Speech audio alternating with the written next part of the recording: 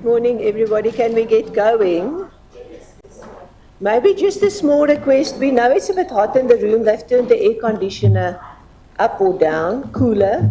Don't open the windows. Part of the problem is the air conditioner was competing with the windows, with the outside there. He was trying to cool the planet, and that's not so easy. Okay, let's see if everybody is settled in.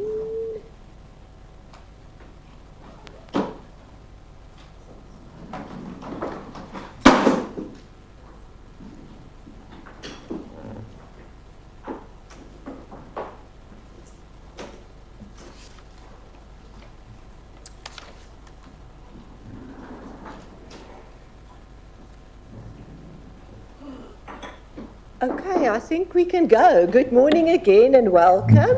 It's our second day for the PIOB, but the first day of public meetings. So Gabriela, we're very happy to have you and your team first. I also just want to say welcome to Paul Mante from the monitoring group. Thanks for joining us, Paul. And Janine, we missed you yesterday. We know you had a clash, and thank you. It's good to have you here.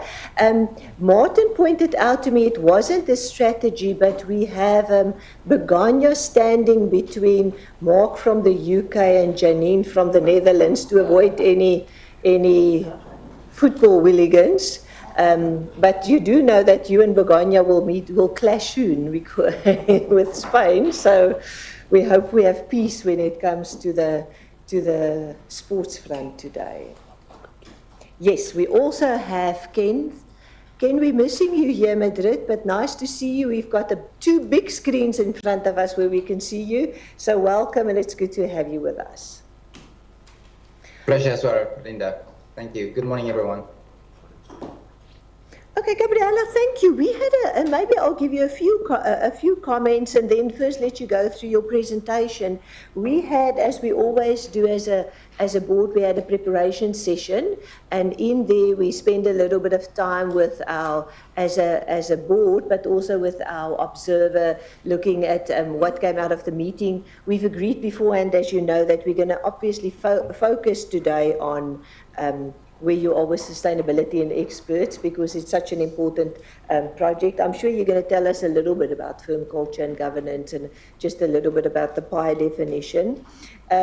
So maybe just a couple of points on the things that came out of our discussion. I'm going to take 5 minutes maybe just to talk about it at a high level, because I think if there's something that you pick up, you might want to, as you do your presentation, deal with it at the same time. So on sustainability and experts, we're very what's the right word, comfortable to see that there's a really big effort coming right from the leadership between you and Tom on dealing with collaboration, you collaborating, dealing with the common definitions, terminology, and so on. And it is, we've said it many times, and I know you're very aware of it. You also hear it from the stakeholders. It is very important that those definitions land in a place where there's consistency. Especially because there's different timelines, and it will be really important to get the assurance standard approved by the board, most likely certified by the PIOB, but we know that you're working on all of those things. So that's good, and we would like to also hear from you when it comes to that. I just want to check my notes if there was anything else. We're just looking forward to seeing your progress, where you are. We have obviously seen the observation memo. What are the potential stumbling blocks to get you to where you want to be? It sounds as if it's just now a matter of putting your heads down and finalizing that. Firm culture and governance, it's early days, so we won't talk too much about that, but I do believe it's something that's worth a little bit of time at our board meeting today. It's a really important project, and we've all said it many times. It is really important, and I think difficult to scope it. We saw that you're looking at this potentially some things that must be done in the shorter term, which possibly makes sense, and some things that maybe needs much more long-term focus and long-term information gathering. Ultimately, in our minds, we keep on saying it is important to understand what is the problem, the public interest risk that needs to be solved, and there are many public interest risks that potentially need to be solved, but what's within the scope of IESBA and the code. And putting it differently, it's almost about how can you positively change behavior through the ethics code and the independence and other requirements. Somebody said yesterday, when it comes to these complex matters, it's very important, and it's a Stephen Covey's expression, to begin with the end in mind. We sort of want to know what the end game is, so that it can be solved. And I know that's how you're looking at it, also from a risk analysis type of perspective. So maybe just those are the general points just on firm culture and governance. I think those are probably the things that I want to raise in the beginning, and then hand over to you. What I would suggest, Gabriela, as you do your presentation, you decide where the appropriate point is to pause for questions, because else we might derail what you want to say with all our interjections in between. So when you think it's a logical point, let's stop there. Thank you very much. Thank you very much, Chair Linda. Thank you very much to all of you. It's a pleasure to be here again. It's always a real pleasure to have the opportunity to speak with this group, clarify, explain, update, but also receive precious insights and suggestions with respect to the work that we are doing. So thank you very much for this opportunity. This presentation and this update to the PIOB happens in a moment where we are working hectically in very many directions and topics, but mostly on sustainability, which keeps being the main area of focus now and of work, with a view to finalize the standards as committed in December, and therefore meet the requests that we heard clearly 18 months ago, to be ready by the end of 2024. So this is our main purpose, but then, as Linda already mentioned, there are other topics which deserve some attention, and for which it would be very good, we would very welcome suggestions from the PIOB, but also clarifying anything that may be less clear at this stage. So thank you for that opportunity, and thank you for allowing me to lead in terms of when we stop. But I think that what makes sense is after each topic. But of course, if there is anything when I'm presenting that you want to ask, or that I need to clarify, please do. So thank you for that, and I'll start with if this moves. Oh, okay. So this is a little bit the agenda that Linda already mentioned. Sorry, before I start, yes, Ken is in New York attending this meeting at 3 a.m. So I think that we should be, myself especially, thankful to Ken. And of course, if you allow, if there is anything that I think that we should. Thank you so much for that, Ken. You look very wide awake and much more perky than we do at our age if we have to get up so early. So thank you, appreciate it. I'm not sure if it's get up early or go sleep late, but something in between. Okay, so the first topic is on sustainability, and this slide, this first slide speaks about the efforts that the IESBA has done over the consultation period to respond to a clear call and request for the IESBA to make sure that the exposure draft would be made known, that stakeholders would be aware of the exposure draft, and therefore that we would receive meaningful, substantive responses that could help us shape the final standards. This is not about the number of responses. This is really about making sure that stakeholders are involved, that we capture the main concerns and the best suggestions, and therefore that the last version, the final version of the standards, will respond to stakeholders' needs. I'm not going to go into the details. I think that the slide speaks by itself. There were global webinars, there were in-person seminars, and we reached out, well, in a rough calculation, more than 7,000 stakeholders over this period of 3 months when the consultation was out.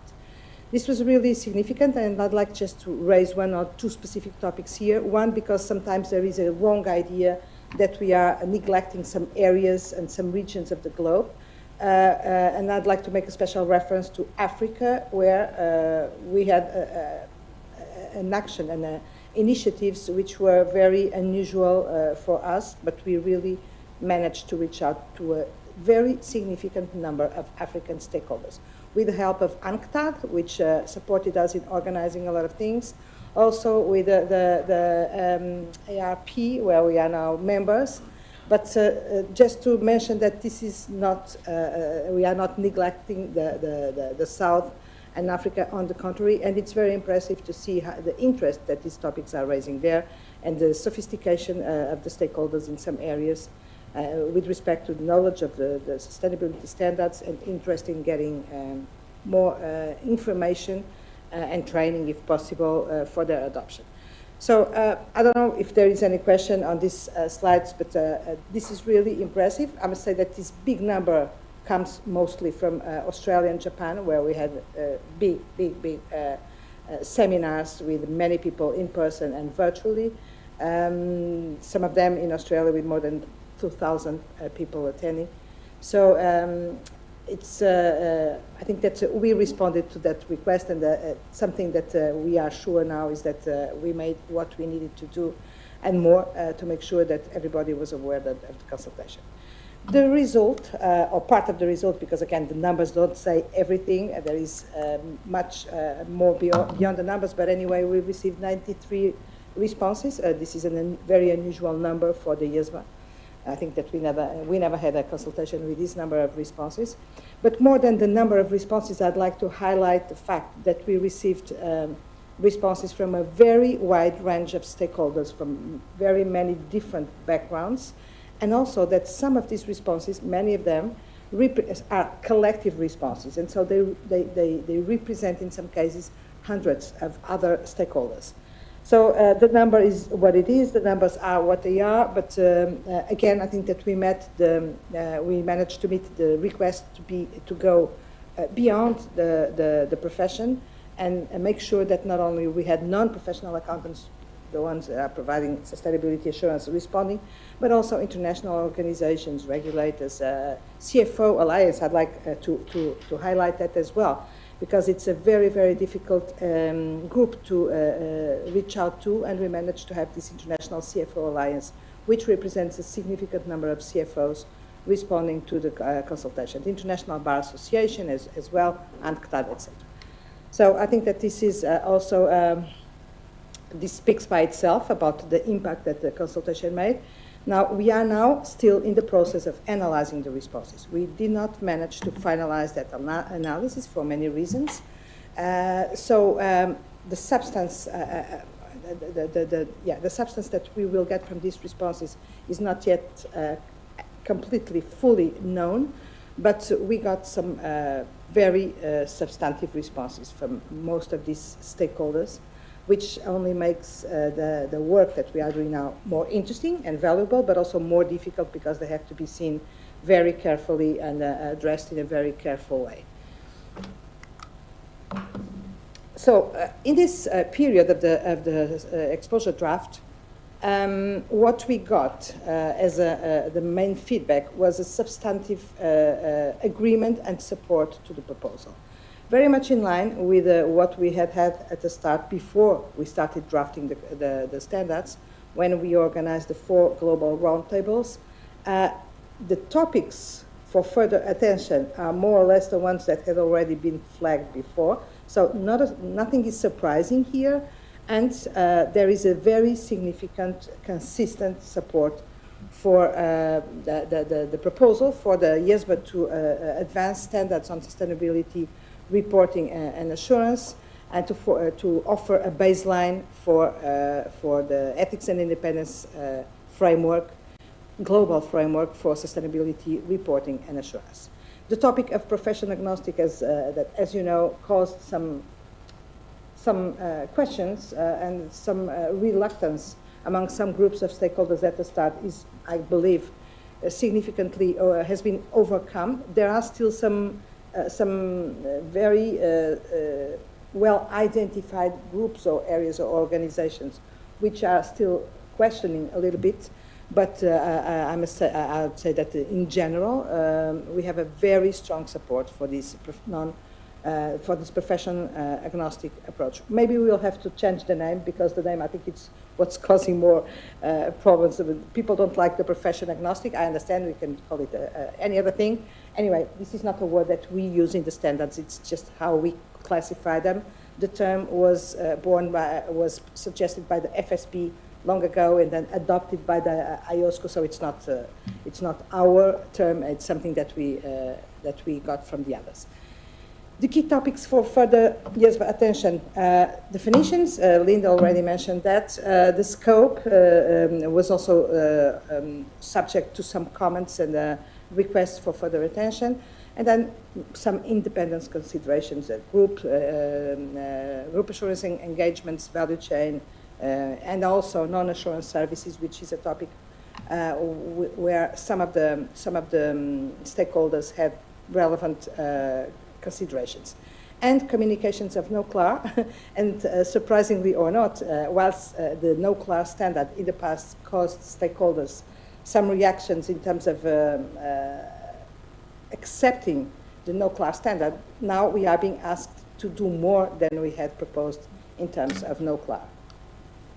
There were, of course, calls for further coordination with the with the IAASB, but in general, we can say that the key topics for further attention were in line with the feedback that we also had from the outreach, from the individual outreach with stakeholders. On the experts, which is, as you know, a project which is very much connected with the sustainability project, there was a very robust support with to the proposal, with also some topics flagged for further IESBA attention, consistent of definitions with the IAASB, so again the same topic, and some other technical topics like the CCO, competence, capabilities, and objectivity for the external expert, and on the work of the external expert. So topics that we are addressing now, carefully, seeing how it works together with the sustainability proposal, but also with IAASB terms and definitions. Linda, you asked me to mention the topic of coordination as being one of the topics that has been at the center of discussion of the PIOB. For the time being, because we'll have a specific, dedicated session to this topic, what I would say is that we are, of course, coordinating, trying and being, I think, very successful in achieving common definitions, or at least very, very similar definitions. But above all, beyond the definitions themselves, the words, making sure that the two systems, the two frameworks are interoperable. Do not create any inconsistency, any contradiction, and do not leave any space open for doubts and uncertainties. That's what we are doing with a focus on the substance of the interoperability of the proposals more than on the formal, how it formally appears. We will see in the coordination session where we are at this point in time, but the work has been advancing fast, intensively, with the two staffs very, very, very much involved in this exercise, which has been a very intense exercise for both of the teams, but on which I can say that we are advancing successfully and with optimism with respect to where we land in some time now. The way forward for this project on sustainability is here. So from June to August, the team, or the final, the end of August, the team will be happily, and the team and the task forces and the board will be happily working over the summer intensively on the coordination topics, meetings, etc. Some outreach meetings, but I don't expect the outreach over August to be very intense. I think that we are now in July finishing this for the time being, and it's time to go back to the office and the silence of our laptops and work work on the analysis of the responses, because in September we need to know what's in these responses, if possible, and make a proposal to the board, first draft of the final standards, the first read. That's what's going to happen in September, and then October and November, of course, the task force will work, the task force and then the staff will work on the results of this discussion in September with a view to having these standards finalized, approved and finalized by December. We hope that this is just hope, I can't grant anything, that between September and December it will be a slightly lighter work in terms of finalizing the standards, and our aim and objective is to make it as close as to the final version as possible in September, so that we can also use those months to start preparing other documents that we'll have to prepare to finalize the standards. So this is the way forward and the timeline that we are sticking to.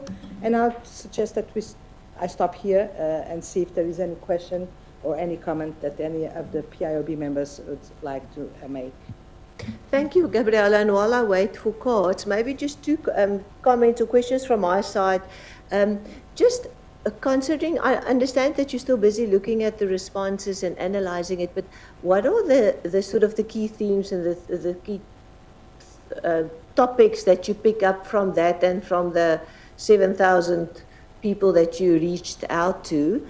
And then the other one is just on considering the timeline and the lack of maybe certainty exactly of what's coming out of the comment letters now that you're going to bed down, hopefully, and anchor by the September board meeting. What are the risks of, I'm not suggesting that there's necessarily a problem, but are there any risks of the changes being so severe that it might call for re-exposure? I think that well, from what we know now, I think that risk doesn't exist. So responding to the last question, we don't see anything in the responses and the outreach that we have undertaken that suggests or even makes it cross our mind that it would be necessary to re-expose.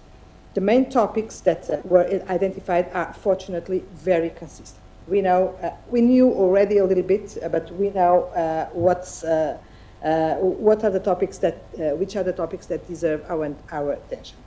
I'd say that on the ethics standards for sustainability reporting, it's very, very consensual. There are some tweaks that we need to make in some areas, but we don't see anything special, except this request to go bolder with respect to no CLAR.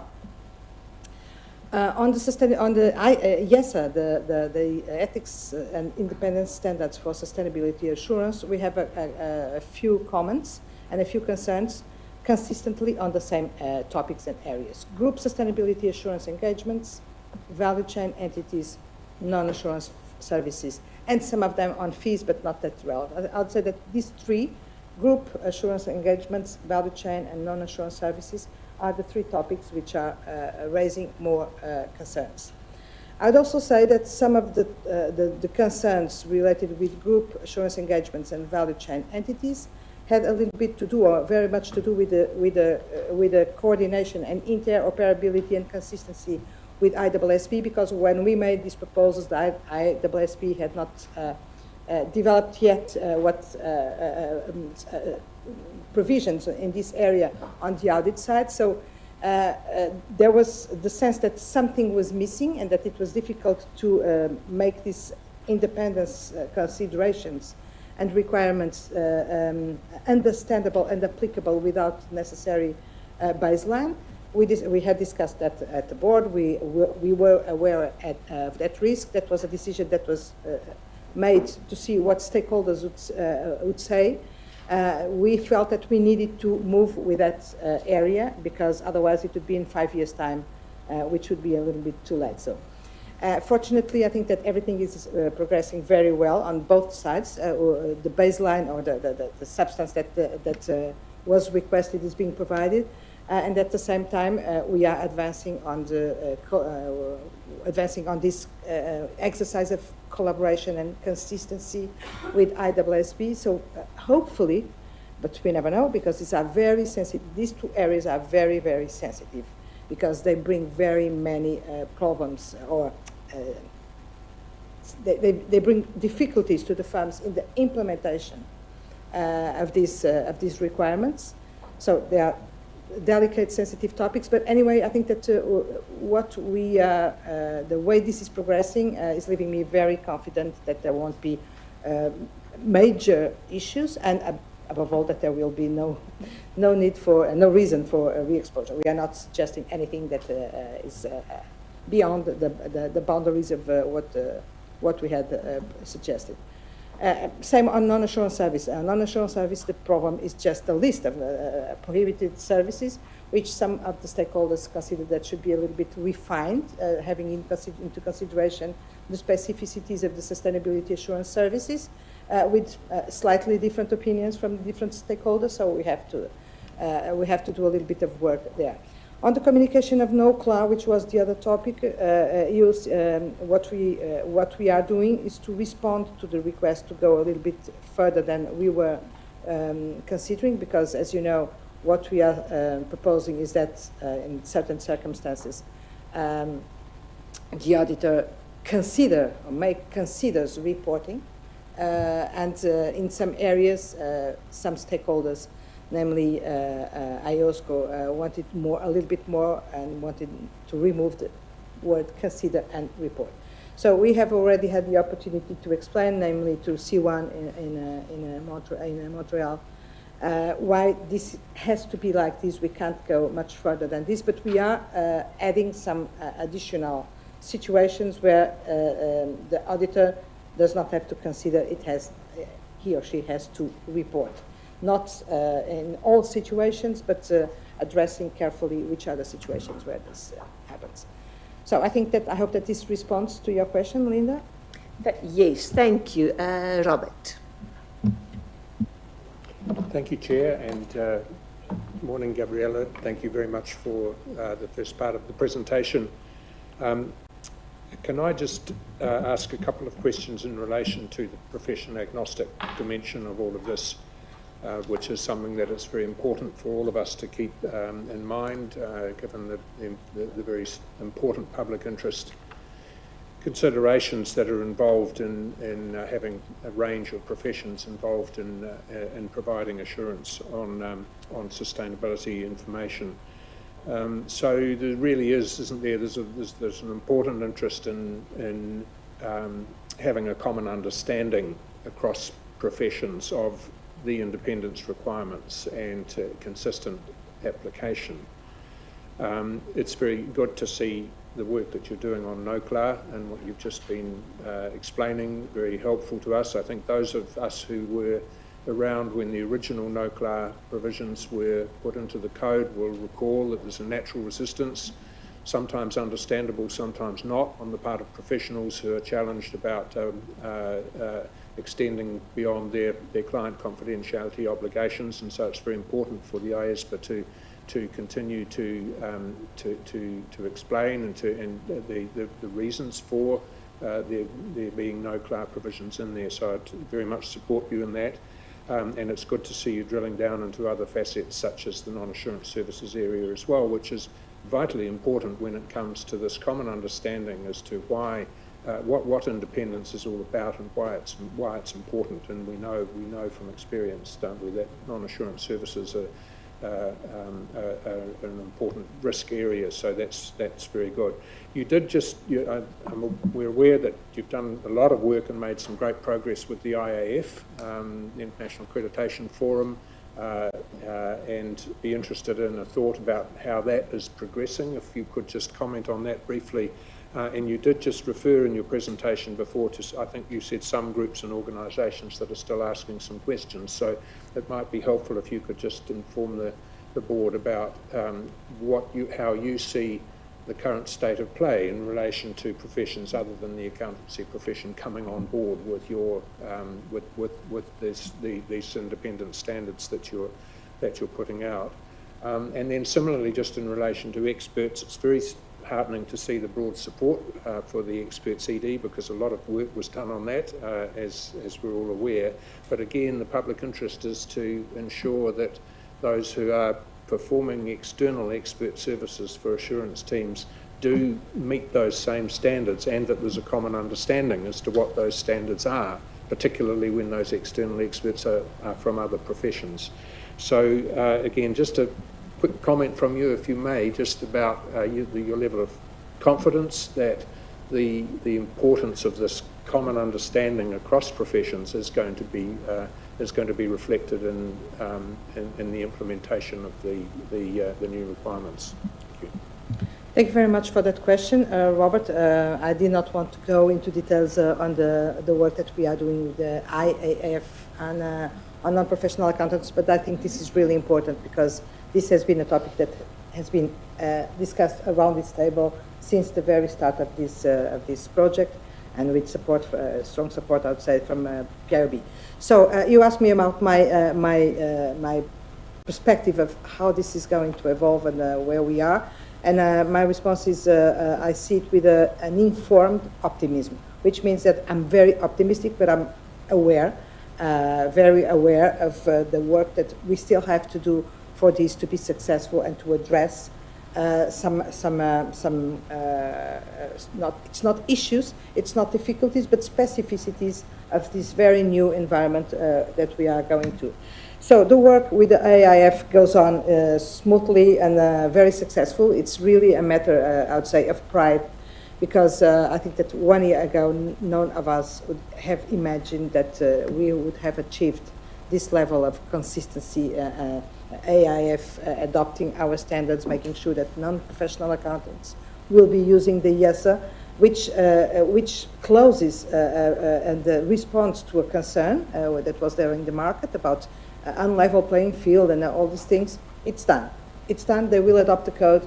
They have already committed to do it. They are working very, very, very intensively on understanding, trying to start producing some guidance, etc. So I'm very optimistic, happy because this responds to a public interest concern, which was to provide the market with something that would protect investors against independence issues, etc., from the providers, irrespective of who is providing the service. It's a new focus, a different focus, not on who is providing the service, but a focus on the service.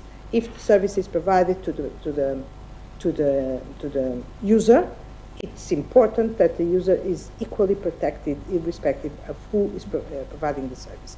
Now, there are still many decisions to be made by jurisdictions. I'm not saying that everywhere non-professional accountants will be providing sustainability assurance services. This is a decision for the local decision makers, politicians, regulators, whatever, but where they will be allowed, there is a standard that covers everybody. With respect to the common understanding of the independence requirements and etc., of course, the auditors are much more familiar with this language, with these requests, with the reasons, with the difficulties, etc., than the non-professional accountants. The IESBA is working with them very, very intensively. We are speaking with them, I would say on an almost weekly basis, doing work with them, helping them themselves, starting to produce some documents and some drafts to explain what's this of adopting the independent standards. But our plan is to move forward with guidance, which of course will help auditors and non-auditors, professional accountants and non-professional accountants. It's something that will be helpful for everybody, but of course we'll have to have a specific focus. I'm not saying an additional focus, it's a specific focus on non-professional accountants because they may need a special attention with understanding the system, how it works, what's in there. I must say, and responding also to your question about how I do see this, I must say that I'm impressed by the level of sophistication of some of these entities, and the real openness and ability that they have shown to understand things and move forward.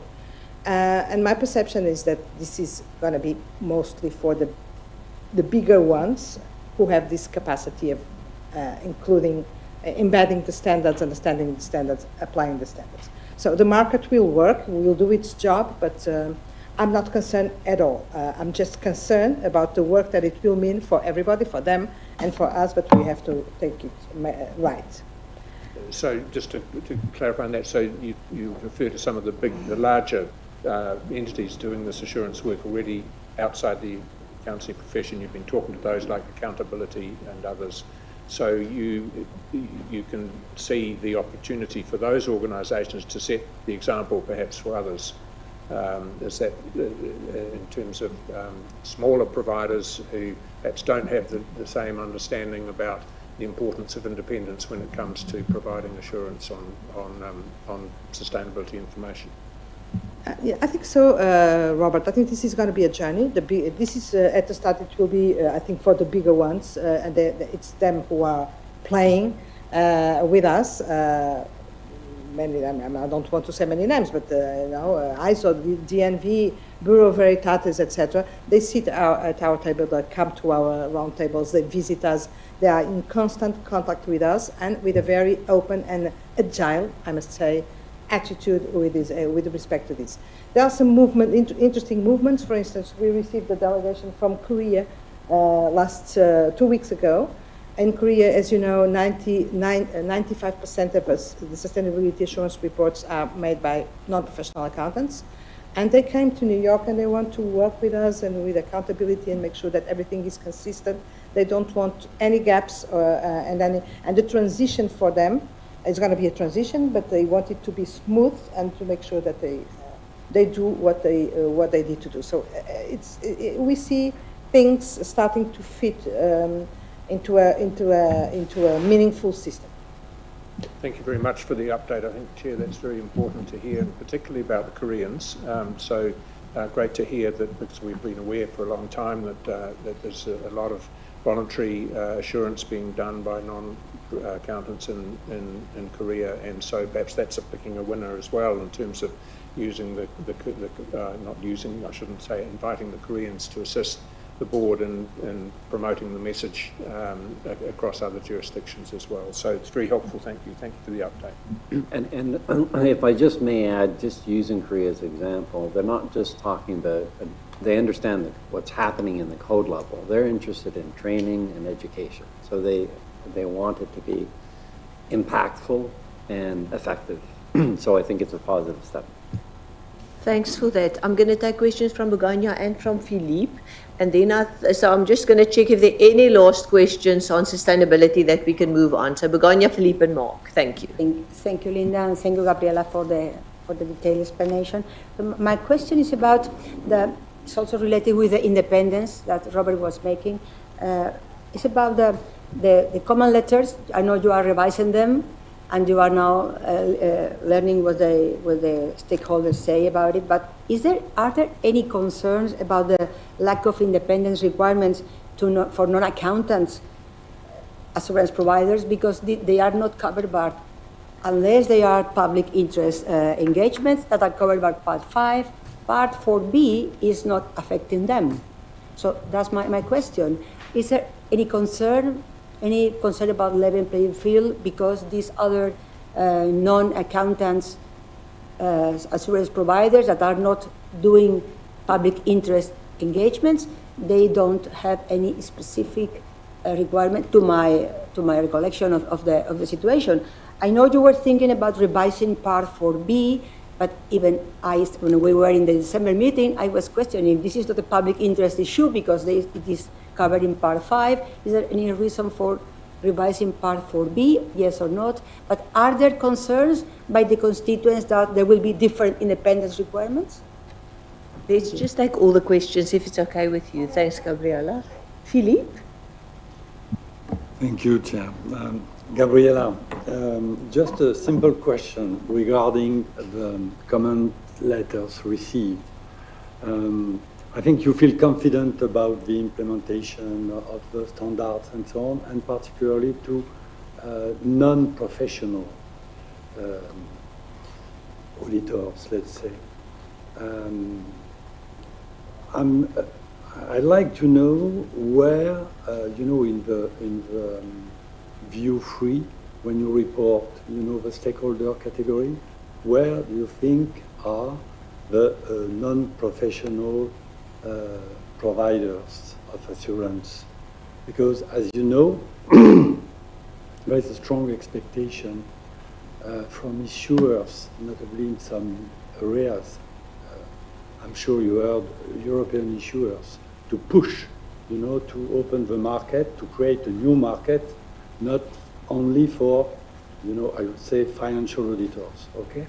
So to what extent are you convinced that in the comment letters you received, you have the voice of these new players on the market? Because when I consider the categories, I'm a bit afraid that you have heard, in fact, a sort of silent voice of these new players. I don't know where they are.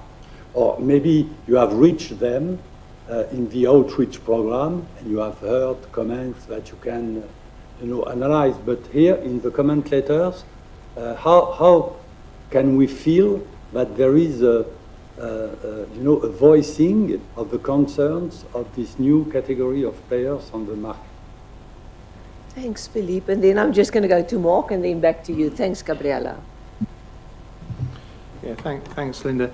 I'd just like to look ahead a little bit on sustainability, because obviously it will be very important to the public interest that that the standard is rolled out effectively.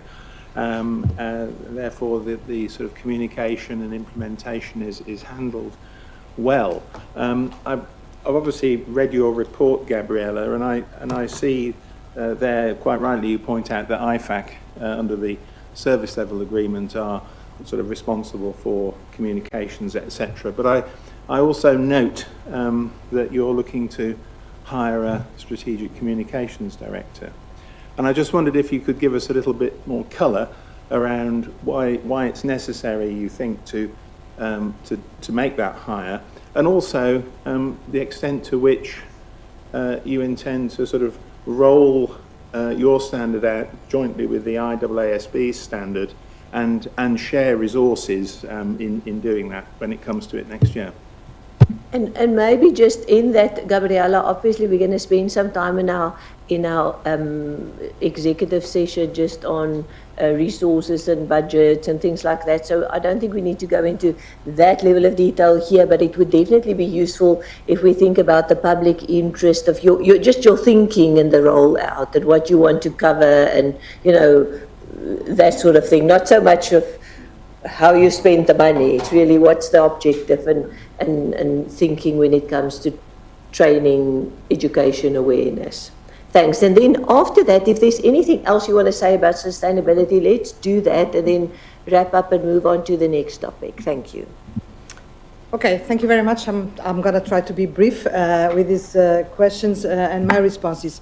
So, Begonia, Part 4B, going direct to the point. I think your question is if there are concerns that before Part 4B is subject to some revision, which is the project. I'll see. I can't speak about the future, but it's in our project to think and consider reviewing Part 4B to make sure that non-PAs who are not captured by the current proposal will be captured under Part 4B. There will be some time, which is a time that I think the market needs to adapt to this new framework, where, of course, there will be a slightly different situation for those non-PAs who are captured by Part 5, which are the most working in the most relevant reports, and the others. There will be a difference, just like there is a difference between the auditors providing financial statements and the auditors non-providing financial statements. There will be some difference, but we aim at covering and closing that difference very soon with the revision of Part 4B. It's a gradual work and approach. It was not possible to do it. My question was about the comment letters. If comment letters mention some concerns about level playing field during that period. Begonia, you don't know, I know, but okay, you can If you can explore that when you revise the full comment letters. Okay, I can't give you a full response by now. I haven't heard anything specifically about the topic. I don't know if Ken is listening as if there is anything that I'm missing, but I think that for the time being, I don't think it's an issue which is high in the responses. We heard it, I remember hearing those comments in Canada, because the sustainability reporting and assurance is not mandatory in Canada, and so they were like, what are we going to do with your code? But we must always think that there is always an option for the local jurisdictions to add to the code and make it mandatory or cover voluntary reports or whatever. I mean, this is a baseline which does not prevent jurisdictions from making their own decisions to adapt and make it more effective in their jurisdictions according to the local frameworks and rules and etc. But yes, in the comment letters, I don't think that there was something very visible and specific about that topic. Philippe, the voice of non-PAs in the comment letters, in the comment letters. Is that your question? Well, in terms of the voice of non-PAs, depending on what we understand for non-PAs, but if we understand them just as the other assurance providers and accreditation bodies, we had 3 responses, but one of them is from the AIF, which represents more than 100 accreditation entities. And we know, because we follow that there was a process, and a complex process of collecting feedback, discussing, approving by the board of IIF, etc. So it's really a collective answer of more than 100 accreditation entities. And what the feedback that we get is that they are very happy to adhere to this project, to use the IESBA code. They need help and guidance and training to make sure that they get everything right, that they understand things as they should be understood. So their requests are mostly about help us understanding. We want to do it. We want to do the right thing. This is what we have heard above all, and not very many concerns about complexity or about anything that that doesn't fit their needs. I don't know if this responds to your question. Mark, completely different question. Communications director and communication, etc. Well, but I'm very happy to respond to that question, because of course it has all to do with this. What you have seen, reaching out to stakeholders, having 93 comment letters, but above all, and again, I don't care that much about the numbers, I care about the substance. We started at a very, very, very difficult point. IESBA, we made a very quick exercise of, IESBA is not known. The code is not very much known. The sustainability standards of IESBA were not, even with all the global roundtables, we were afraid, and I think that we had reasons to be afraid, that many people hadn't heard, even at the firms, hadn't heard about this project. I'm not going to share, we can share it during the coffee break, some comments that I heard in some places which were frightening, revealing a high level of lack of knowledge about what the IESBA does and what the IESBA was doing on sustainability. This is not compatible for sustainability and for the rest. If we really think that ethics is a matter that matters, and I, of course, think that it's the matter that matters the most, because the problems the problems that we all want to avoid, the public interest issues that we want to address, start and exist mostly, predominantly because of ethical failures and independence issues. We need to do something to make sure that this message, this important message for the public interest, makes its way and goes through and is known and etc.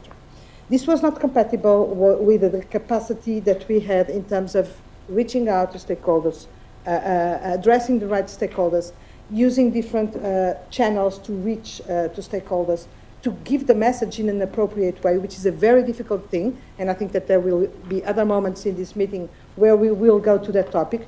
Be sure that the message is passed in an understandable way, that people get not only the content, but the objective of what we are doing.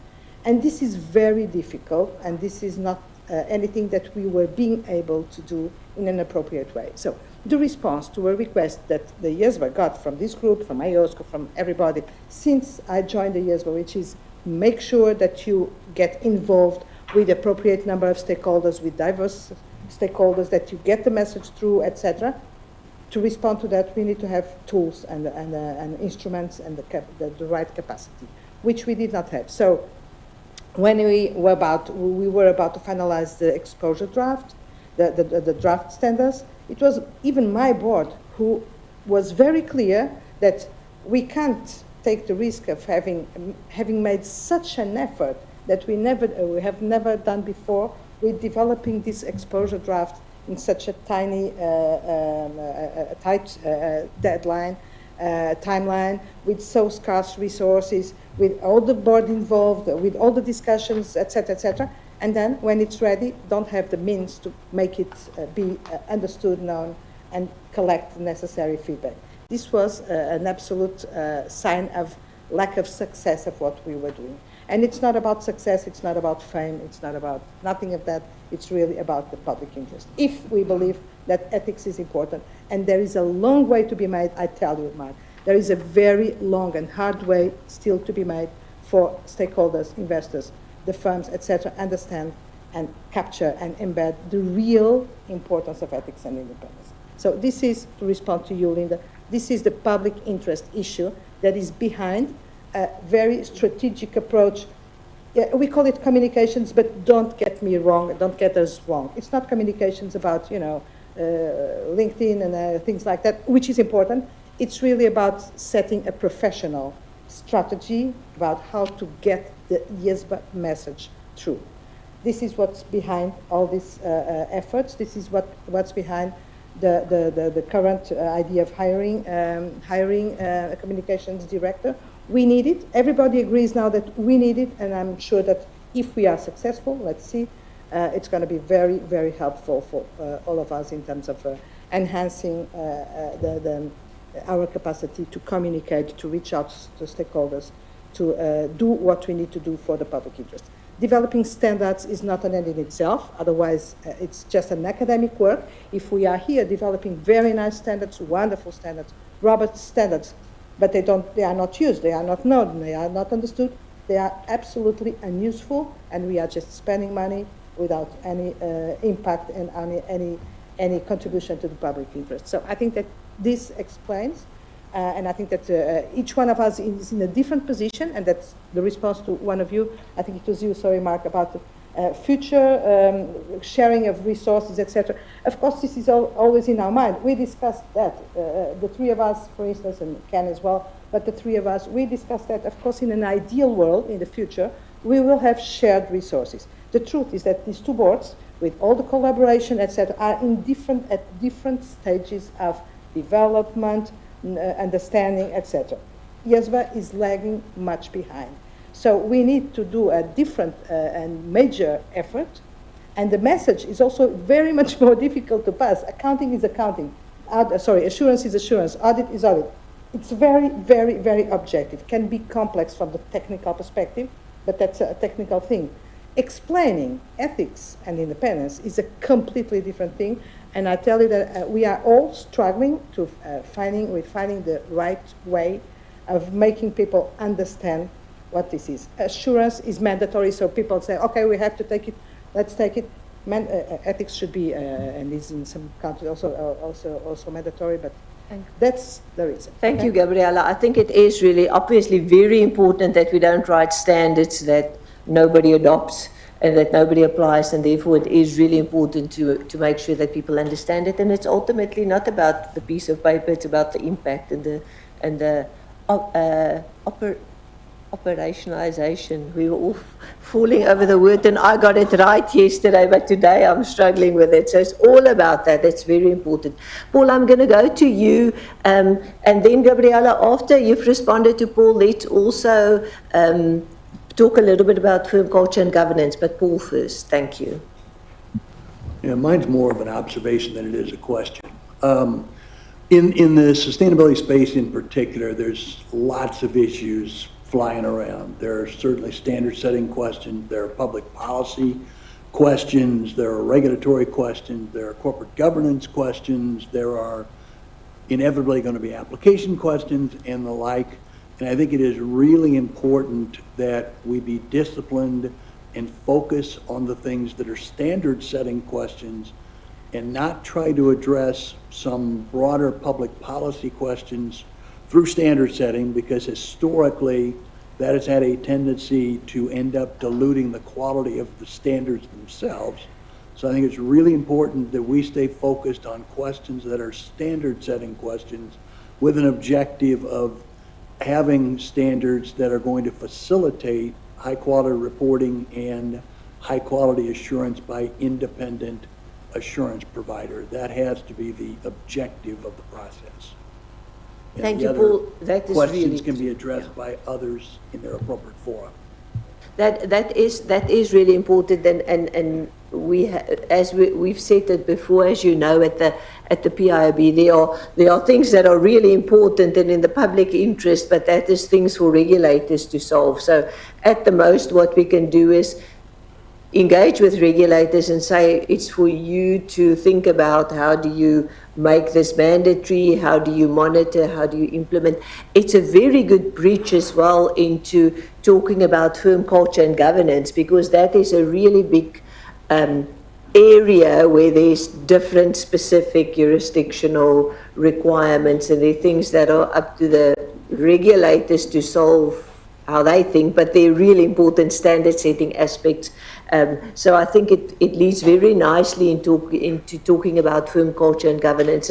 And that was also the comment that I made earlier on, that came through our discussion, is what is let's add Paul's word, what is the standard setting problem to solve? What can the ethics code do in solving potentially or improving some of the aspects around firm culture and governance when it comes to independence and behavior of potentially not just auditors but others in a firm as well. So I'm going to hand over to you again, and then maybe again after your slides we can just pause for comments and questions. We're going to have to speed it up and be a little bit disciplined that we can finalize this within the next 35 minutes. Thanks.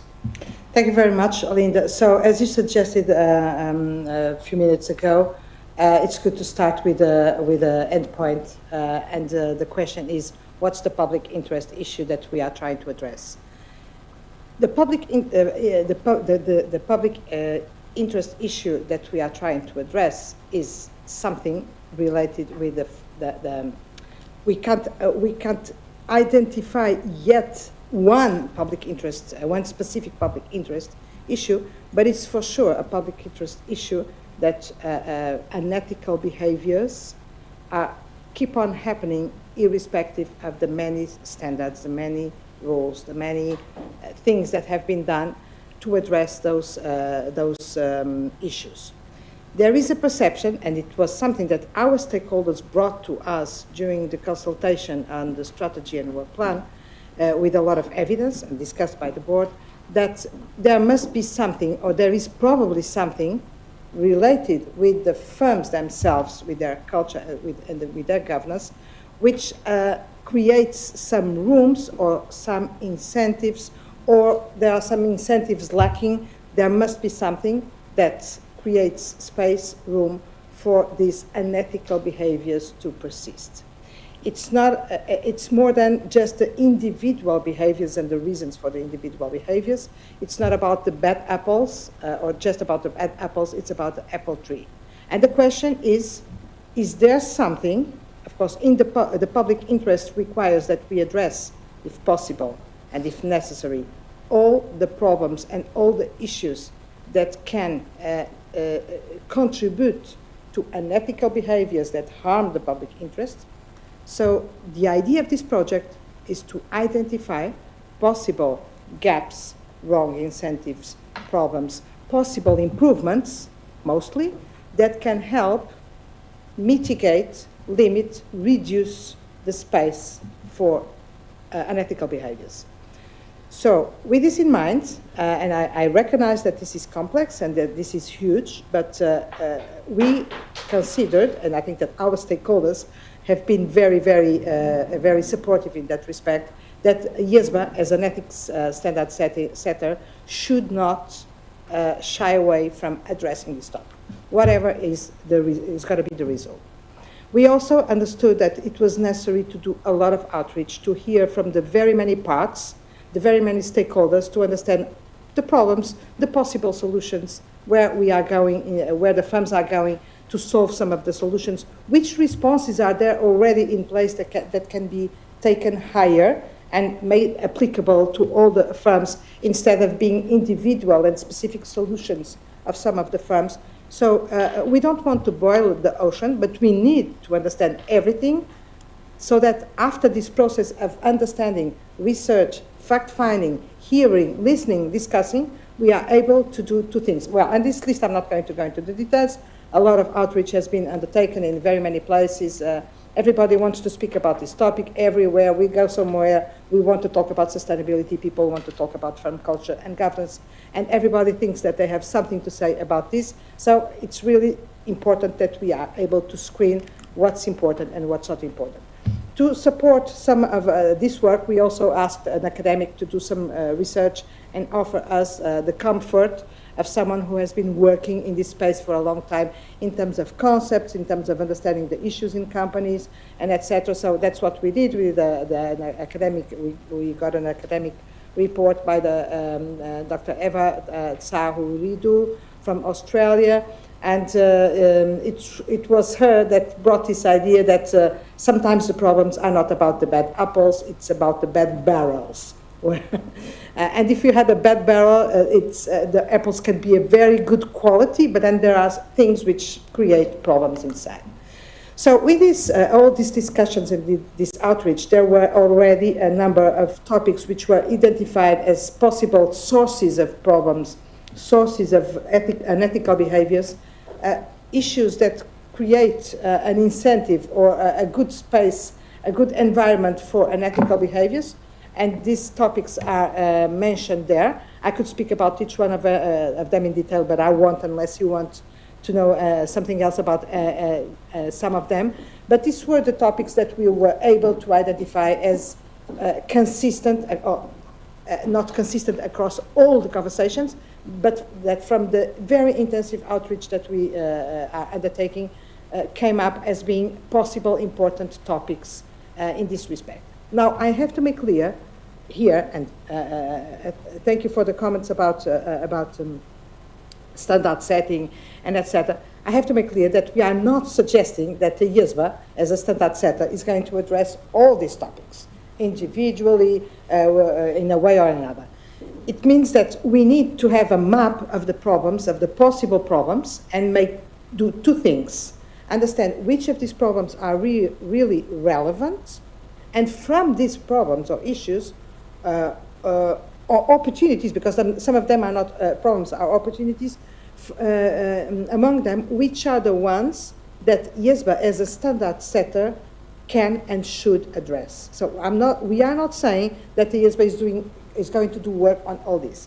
But this also means that it is probably important to highlight these topics that others, not the IESBA, may want to address, and leave that challenge to others.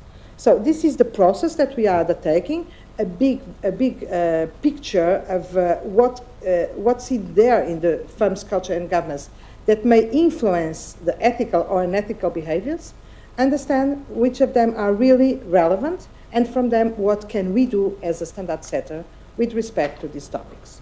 We don't know yet, and I'm sorry because I think that there is some understandable expectation with respect to a response from the IESBA, but we would not be very professional and wise if after a short period of outreach we were able to tell you, yes, this is what we are going to do, and we have an idea. I can't say much because I never like to go ahead of my board, which has not discussed some ideas that have been, after the June board meeting, are developing, are flourishing. But I can tell you a little bit about what's a possible approach to the work, which is to combine two possible initiatives, replicating what we did on technology, where we came to the same conclusion. There are a lot of issues, not all of them can be addressed or should be addressed by a standard setting activity. So we produced a lot of significant non-authoritative material, which is being used. We heard it at the IFAC board meeting, someone saying, I use it almost on a daily basis, and we developed standards in parallel. It could be an approach. Have some short-term initiative, non-authoritative material, where some topics could be raised, which are not for us to address, but just tell the others, well, here you have, we did the work, so you, regulators, governments, whatever, firms, do whatever you think you have to do in that respect. But we, as standard setters, we identified this and that topic, and we will do something in standard setting. We see the area of governance, I can tell you, as a privileged area of work in the standard in the standards. We know that some countries already have their code for audit governance code for audit firms. It's the case of Japan. It's the case of the UK. It's very helpful. It's being very well received and recognized. So, one option, if we come to the conclusion that it is important and it is useful for the public interest, is to develop something in that area, in the standards, but still to be seen. We don't want to go into areas which are not our areas. We don't want to cover areas which are specifically for the corporate governance community or regulators or whatever, but we want to do the job of identifying the problems and say, okay, these are the problems, this is where IESBA can be relevant in helping solving the problems. And the approach that we are going to discuss next week or in 2 weeks in the task force meeting is something along these lines. Let's see, and probably in September we will have a very much more concrete idea of the work that we are planning to do and suggesting to do. And I pause here. And this is the timeline. Thank you. And Gabriela, maybe it's worthwhile to go to the previous slide, just to keep that open while we go for comments and questions. I'm going to go to Tom and to Dave. Thanks. Thank you, Chair, and thank you very much for the presentation. I attended the June meeting, and then the research on the firm culture governance, very extensive, very informative, and a very good start to have a discussion. I would like to repeat some of the points which was raised in the June discussion. This is a burning platform. And the interest point raised in the June discussion is that the relationship with the private equity investment, which has an other session, but I think that's the board thinking it is that this is very another burning issue, and then have some sort of the impact on their on the culture of the firms.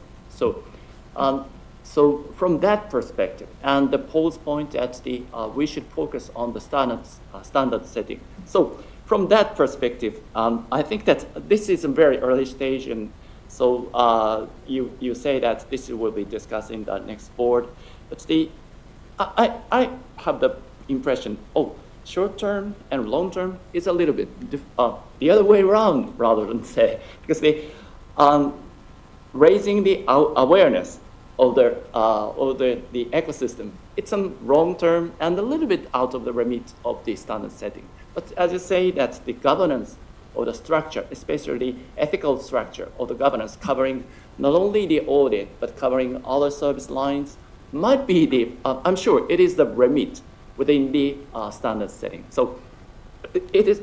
My personal impression is it should be the other way around. So could you give me your rationale or background of thinking of this way of the structure? Thank you. Well, Thanks. Let me first go to Dave. sorry. Thank you. Sorry.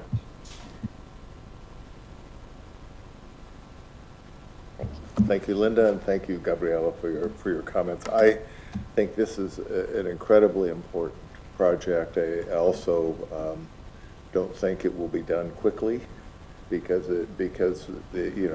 irrespective of the the elements of the code that are already out there, we still see repeatedly these unethical behaviors around the world. It's, you know, not in any one jurisdiction.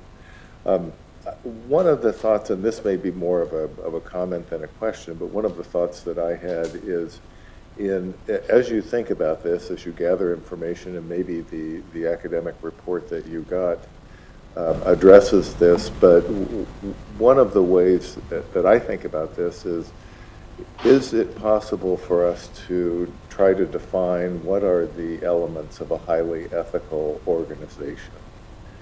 And then from there, go and look at, with respect to the code, and I appreciate your comments, it will include all of those stakeholders that you had on the other slide. You don't have control over everything, but the question would be, what might be missing from the code that is going to enable or you know, I don't know what the right word is, but more than just enable, but really help organizations to achieve that on a daily basis. And some of that will be, do you have the right positive activities in there, but some of them are what are some of the negative influences and how might those be addressed, if at all, in the code.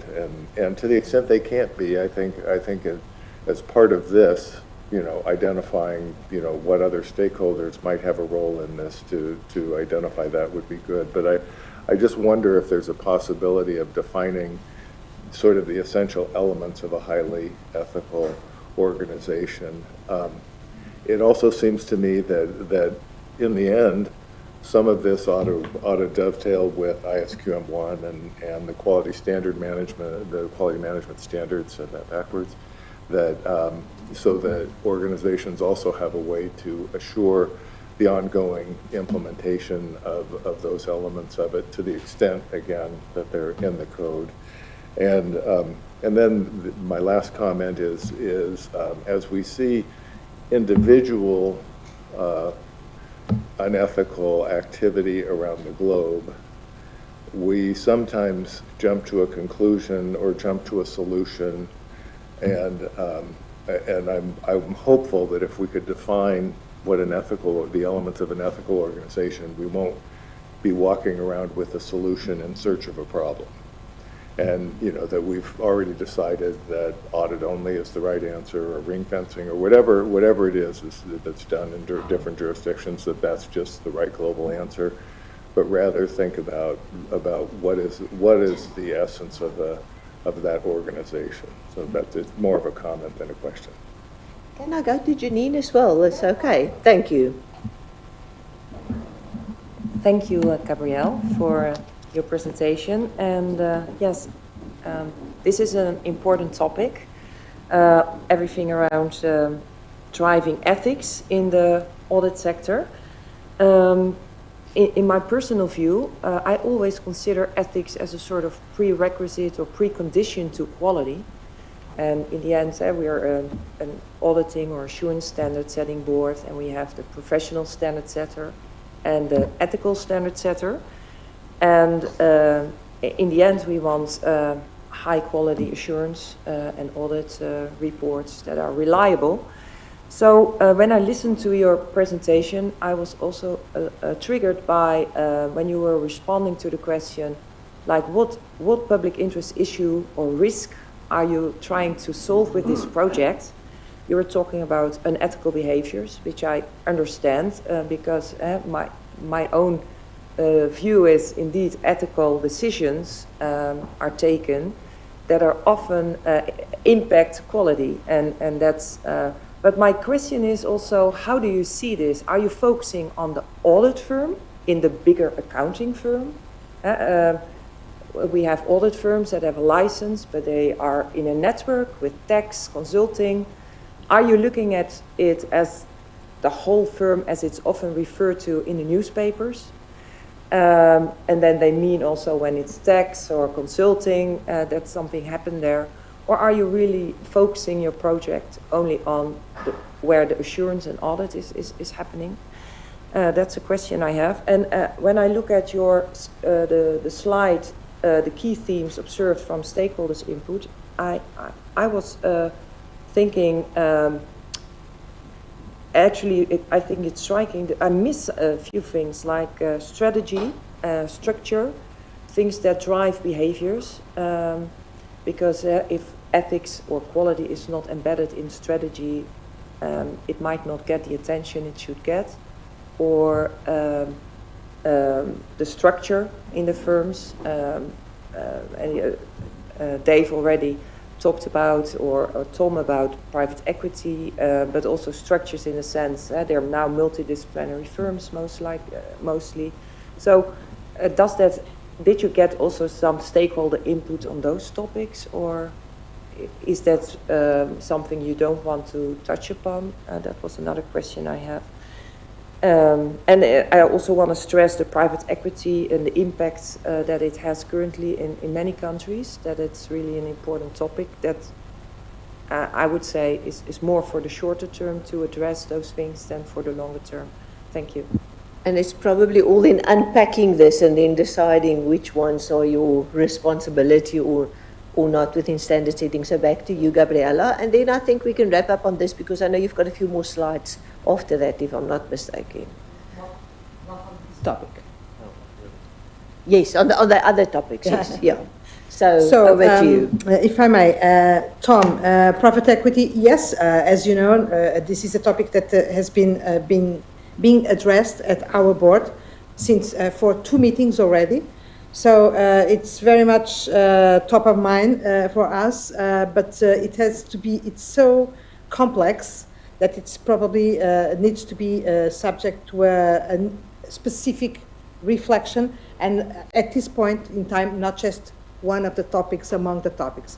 But we take the note, we know that this is a matter of concern. We saw from the presentations that we had at the board, at the SAC and at the board, that this is an extremely complex topic, so complex that I would say it's so complex that it must be risky.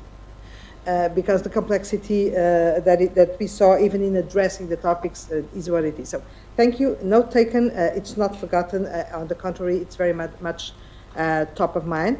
And then the short term versus long term, it's an interesting perspective, and nothing has been decided. This is that slide shows the product of some reflection that will be discussed by the task force and then by the board, so we have a way to go.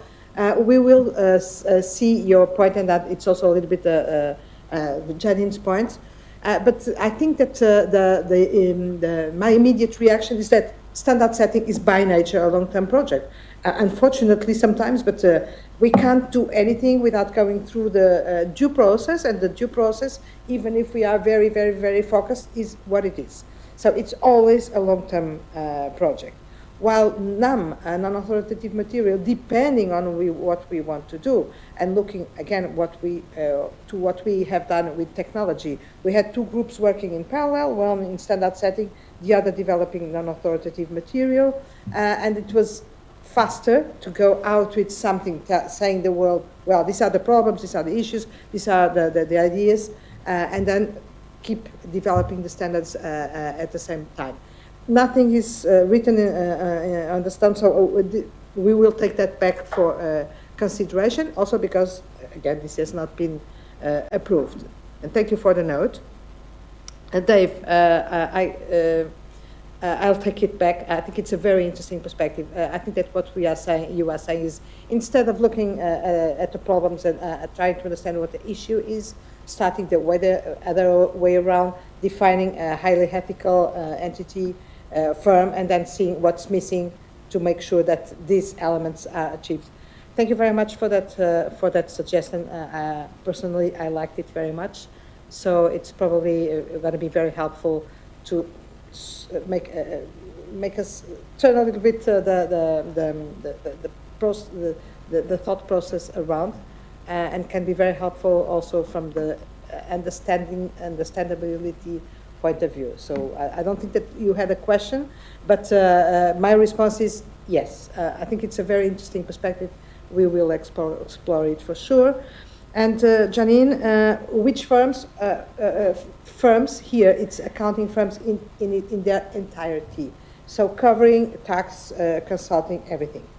Whatever, it's the way we are addressing this. It's not audit firms, even if we know that most of the people want to speak about audit, but we are seeing from some concrete, very practical examples that the problems are wider than just in the accounting part of the firms, if not more relevant in the other parts of the firms. Again, this relates with our project of expanding the scope of the code as well. Doesn't make sense that we address the problem for the audit part of the big firms. We need to go to address them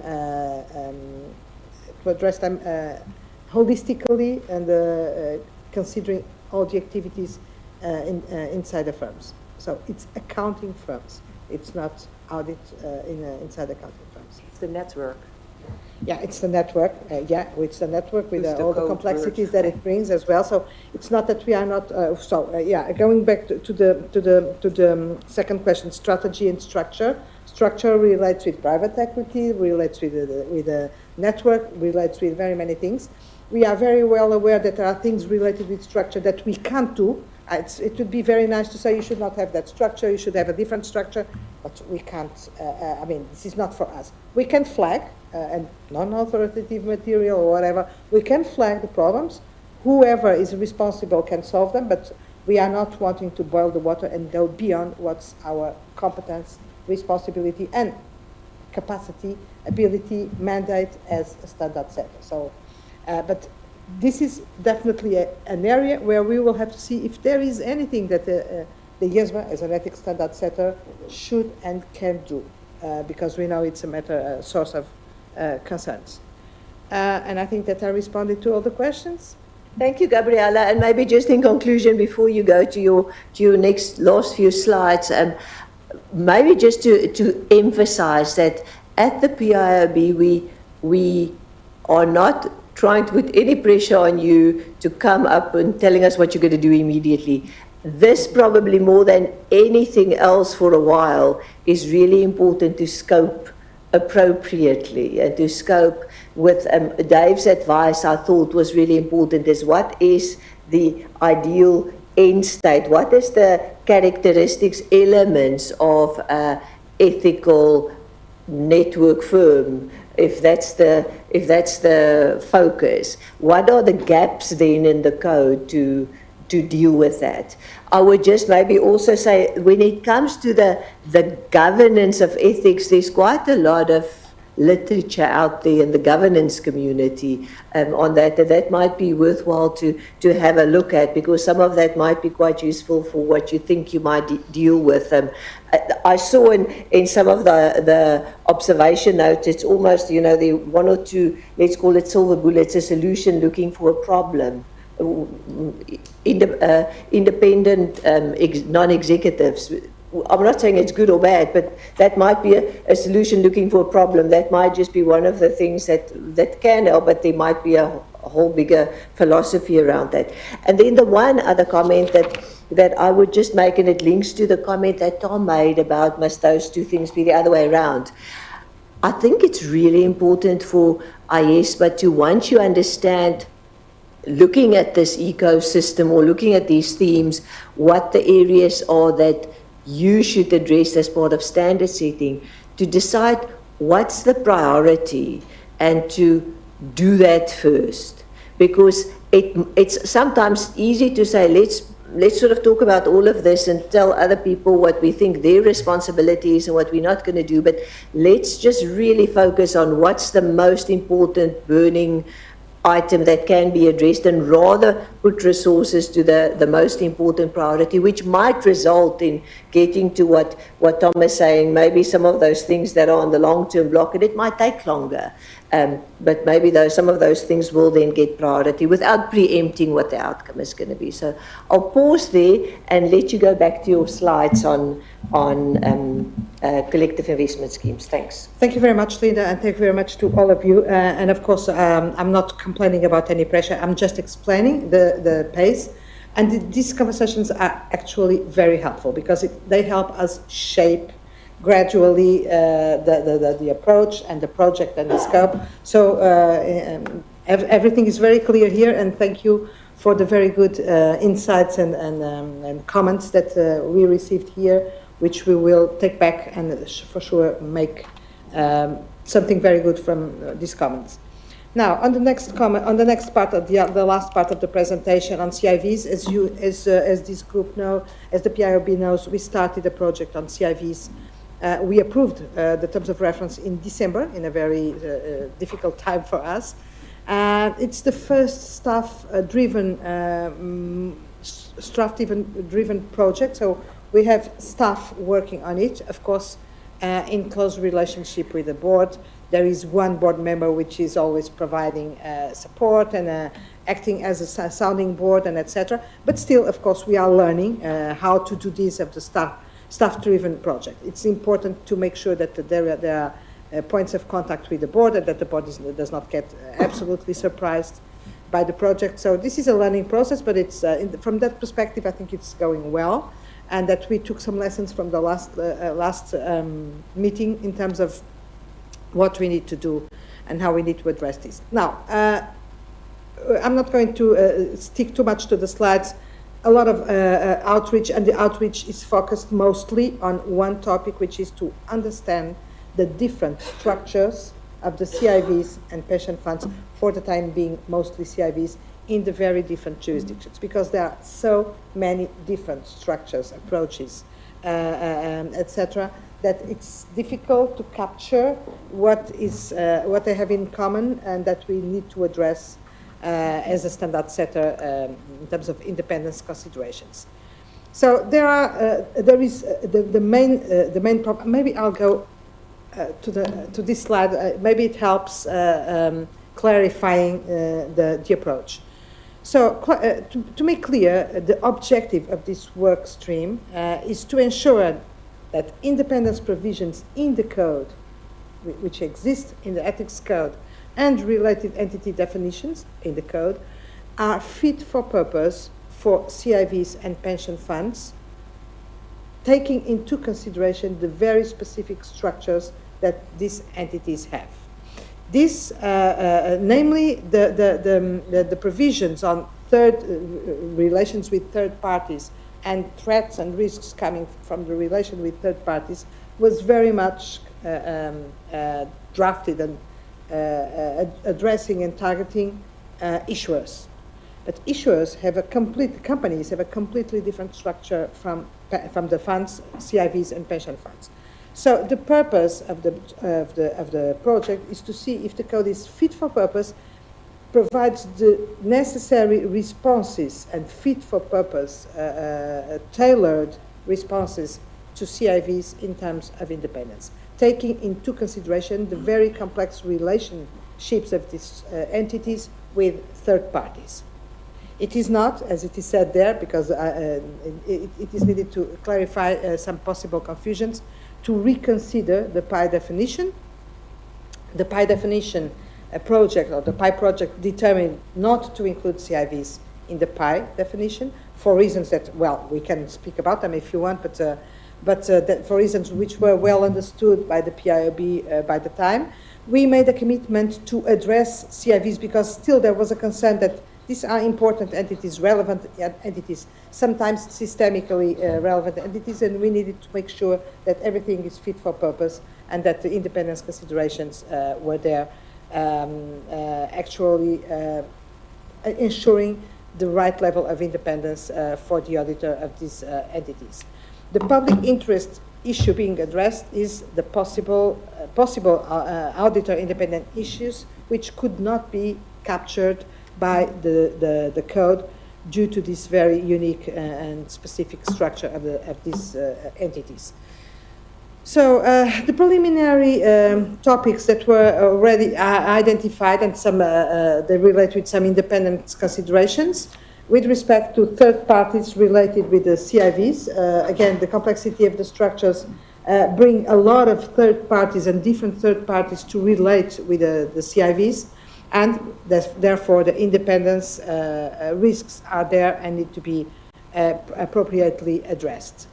This is the scope, this is the objective, this is how the project is evolving, not to reopen the PI definition, which we could not do, and we could not, and it's not supposed that we do it, because it was well agreed and clear that these entities would not make part of the PI definition. And the reasons for that, by the time, I was not there, but I'm well briefed by about what was the discussion and the conclusion, is that on the one hand, CIVs and pension funds are entities which can have completely different impacts in the economy, in investors, etc. You have very, very, very, very small CIVs, investment funds, etc. Sometimes there are families, things like that, and you have huge, big investment funds which may have a different impact in the economy. So the decision, and because the PI definition is a standard which targets regulators and not the firms, it's a different thing, which was decided was to leave to regulators, to the jurisdictions, to policymakers, the decision whether to include CIVs and pension funds in the definition or not, depending on the specificities of each jurisdiction and of each market, and even to select some of these entities to become PI or not becoming PI, and also the firms to treat the entities as PI or not. So this was the decision, but so this project is about a different thing, since they are not PI.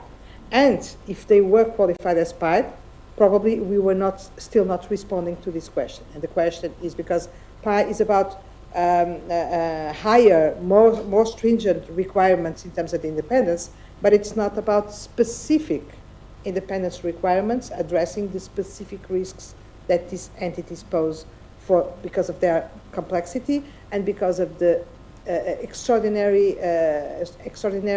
diverse relationships they have with the third parties. So we would have a risk of including the CIVs in the PI definition and still leaving unattended the specific questions that we need to address, which is this fit for purpose for these very specific structures? That's what we are doing. That's what we are looking for. That's what we are testing. The outreach is being very important, and we will still do a lot more because the differences across jurisdictions is very, very, very significant. So we need to make sure that there is nothing left out that we should capture before we start deciding what to do, if anything. First, we will have to come to the conclusion that the standards are fit for purpose or not, if there is any space for us to do any adjustments in the standards to capture what they need to capture. That's it. Thank you very much, Gabriela. I'm not going to open this one up for comment for two reasons. The one is, in the interest of time, I'm going to share our comments with you, which we have in any event spoken about a little bit in your preparation, and I think you've addressed some of those questions. But it is something that still will run its course, and there's still quite a bit of work to do on that. So maybe just a few sort of closing remarks, and I'll then circle back to you, that we can close the session. This is obviously very important for the PIOB. When we in those days, it was like a second approval. We now certify the work at the time done by IESBA. It was really important for us as well that you circle back to these structures, which of course was very hard to fit into the PI definition because of, as you say, the local peculiarities of how they are governed, but also because you often get really big ones and then you get small ones. And for a global code to define or stratify which ones must be in and which ones must be out, considering what's happening in all the countries, is absolutely impossible. So what you said to us, and we battled with this, I mentioned it to you and I thought you addressed it, so why are you not reopening the PI definition, is because those difficulties have not gone away. So to reopen the PI definition to try and fit it into there is not going to help because it's still the same problem. But and also the PI definition is only becoming effective, implementable next year or towards the end of this year. But having said that, the problem is not so much the PI definition. The problem is, are we comfortable that there are not big ones here that are not sufficiently dealt with in the independence requirements for auditors. And you explained that very well, that is what you're focusing on. So I think that is really good, and it's really important that you do that work. We do believe it's important, and you have started doing outreach and understanding and so on, but that you have a really good grip and a lot of information. Previously with IESBA, before it was under your leadership, we asked IESBA leadership to go back and say, make sure you've got the information to support your decision to do that bottom-up approach. So I know you're working on it, but I just want to emphasize to say, make sure you've got sufficient information to support how you believe you're going to deal with it, or maybe if the answer is you don't need to deal with it, then especially you need sufficient information to support ultimately your conclusions and that. And I think the one other thing that we spoke about when I sort of gave you a heads up about the things that we're struggling is just also somewhere along the line we will talk again about just clarifying the need to clarify maybe in the definition or otherwise that issue about the ranking of the definition versus the local laws, which is sort of embedded subtly in the PI definition, but not always clear. But I know you're doing some work, and it becomes really relevant when it deals with the coordination between the adjustments that Thomas also make his board do when it comes to the PI definition and the ISAs. Just the clarity on how do we make sure that that definition and that ranking of the definition is very clear versus local jurisdiction. So I'll maybe pause there, check if there's anything from your side before we go into the next session. Thank you very much, Linda. No, just confirming that yes, we are clarifying, we are about to clarify even better the PI definition, and we will do everything that is necessary to make sure that there is full clarity and full consistency with what Tom and I will do what is necessary to ensure full consistency between the two concepts. So I think that if there is still any problem, it will be solved very soon. And nothing else. Thank you very much for this very good conversation. I'll take a lot of insights back for us to process and digest and work on that. Thank you very much. Thank you very much, and thank you. I just want to see if I can see Ken's face on the screen. Ken is going to be around for the next session as well, but thank you, Ken, as well. And we've got Cam here. Thank you for the work by the staff and your team and your board. Thank you, Gabriela. And we're not going to let you go yet because we're going to go. And there's Willie as well. So welcome, Willie. You're just in time for the next session. We're going to go. I know some of you might be desperate for caffeine, but you're going to have to work a little bit harder before you can get a coffee break. We've got another session. Are you okay that we continue with the other session? You think that's appropriate? It's not going to be all that long. So we have another session that we're going to deal with, and we try to do it in the middle of the two board sessions, a joint session where we just talk a little bit about coordination. We don't often have a joint session. You do sit into each other's sessions from time to time, but we don't often have a joint session between the two boards, and we probably in future will have to do this, not will have to, but would like to do this more regularly, because it becomes so clear to us as we also look at your strategies and work plans that the continuous need for collaboration is just so important. We're now going into both of the boards working on technology and even with the PI project and so on, and there's just so many things where these two are almost two sides of a coin, the code on the one hand and the ISAs on the other. So it's nice to have the larger group of standard setting board leadership in the room. We're going to focus specifically in this session today, just because it's eminent to get the standards out on the coordination between the two boards when it comes to sustainability. And you've touched on it a little bit, and you've done a lot of work on it, but let's maybe just specifically focus on that as we talk about it. Just give me a second, I just need to get to my pages in my book. Okay. We have a set of slides from you. Am I going to Tom, Gabriela, or James on that? Gabriela. Okay. You've got the floor, Gabriela. You might as well continue. I'll And be your very your picture is at the top, so I'll start with you. Okay, that's a criteria. Okay, I'm going to be very quick. I think that this board, I'm not going the first slide on coordination speaks by itself. I'm not going to read it. What I have to say is that there is a project, if I may say so, a plan in place to make sure that on sustainability over the next few months and over the last few months, we do what we need to do to make sure that we respond to the call for consistency, interoperability, and ability of providing the users of the standards with the necessary understandability without having gaps, contradictions, etc.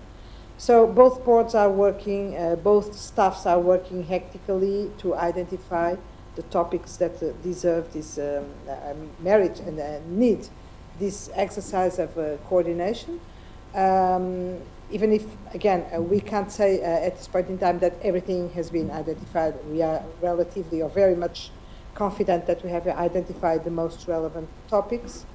And as the next slides say, and I think that we will not go into the details of the different, the status of the coordination on the different topics, but I think they speak by themselves by the level of achievement and success on the different topics. There are still some issues to be dealt with.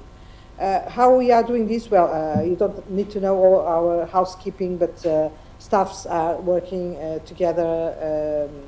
No, I don't know if not on a daily basis, but intensively. Chairs are speaking, task forces members are speaking as well. The boards had a joint session in June to try to understand how to, what the topics, the approach to the topics, and how to address this. So all in all, both boards are committed to support adoption and implementation in the future as well. There are some perceived differences, and some differences actually, but we are optimistic that in some time now, we will have a very stable basis of coordinated topics, and that we will have eliminated the reasons for some concerns from our stakeholders, namely from the PIOB. So I think that for this slide, it's what I can say, but I think more than the slide, it's this idea of reassuring the PIOB that we are doing what we need to do. It's working, it's advancing, it's being successful, and well, it's taking a lot of work and a lot of time. That's true to the staffs, and there are some still some risks. First, because we haven't finished analyzing the responses and what the responses means in terms of what we need to do in our standards, because there are time differences, etc. But I think that this will be smoothened by the high level of coordination on the identified topics that we already managed to identify and to address successfully. Tom. I don't want to repeat too much, but I think it's important to hear from both boards itself. So I think more than anything else, there's a sense of optimism I want to give this group and others who are following, that we are 100% committed to have complementary, totally converged standards to the fullest extent possible. I think the deck will show you that in principle, most of the big issues have been addressed, not to say all of them have yet. But we know, and what we've talked about at our board, is that complementarity and interoperability is a public interest issue. And when we close these issues off at our board, we're not going to reopen them at our board going forward unless there's some unintended consequence of whatever decision we've taken that has an impact down the road. So, like, we will agree, and Mark observed our meeting, and I had a discussion with our board, and our board totally agreed. It's like, if there's an agreement that works, and for both standards, even if someone has a slight different preference, we're past the point of preference right now. Like, we want to make sure that the standards work together and we come up with a high quality solution. And I believe in many areas we're already there. And so I also think we've built in circuit breakers in the system, whether it's the coordination meeting next week or task force meeting afterwards. Our board actually meets in July. We have an opportunity for joint sessions in September, and that's under discussion in New York, because both boards are meeting simultaneously in New York City. So that could occur before we reach final approval. Like, I'm not saying that there's not risk. They're two independent boards, but with slightly different timings and processes. But I really want to give a sense, like, yeah, that is true. But I lived through a much harder convergence process a couple decades ago, and these boards are really working well together. And so there'll be a lot of work. The thing about risk management is that the risks exist. The problem is if you don't mitigate them, you're never going to get the total risk, even in a reasonable assurance engagement, down to zero. But we're going to bring it to an acceptably low level, not to use the lingo too much. So we won't go through every slide, but as you could see in many instances, if you go to the following pages, is like they're being addressed with discrete wording, and there's, as we speak, almost in real time, things have been going back and forth. The one area, and this will go probably into my discussion, that's the most challenging, and it's most challenging technically, relates to the whole area of groups and value chains and other practitioners as well. Because there's a question about direction, supervision, or review by the group assurance leader, the use of the work of another practitioner, if it's assurance work or non-assurance work. What's the implications for that in terms of the technical requirements for independence versus objectivity in the code? So this is the area that I would say within our board we're working hardest on, because obviously we're engaged with IASCO. IASCO C1 also reminded us of some issues that they had raised. Our board members have raised it at our technical commission, and it does have cross-cutting impact. So I think that's the one we'll probably need to work hardest on. But I will reiterate that both of us are committed to the objective. The will is there. We have opportunities for change. I'm not saying that there's no risk possible, but we're doing this, remember, because there are opportunities as well. And so I'm hopeful that by September we will have fully converged approaches or complementary approaches or interoperability. You know, there may be specificities in both standards that have to go beyond the core agreement, so because we have standards that apply for different things. So I'll stop there and give us time for any questions or responses.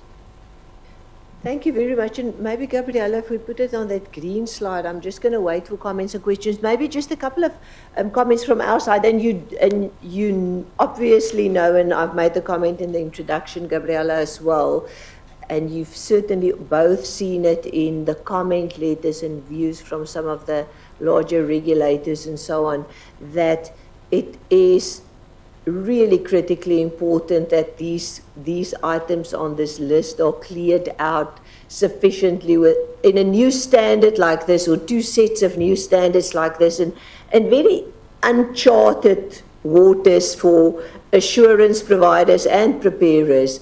The worst thing you can do is create confusion with little tweaks in the manner in which one and the other set of standards are doing things. So it is absolutely important.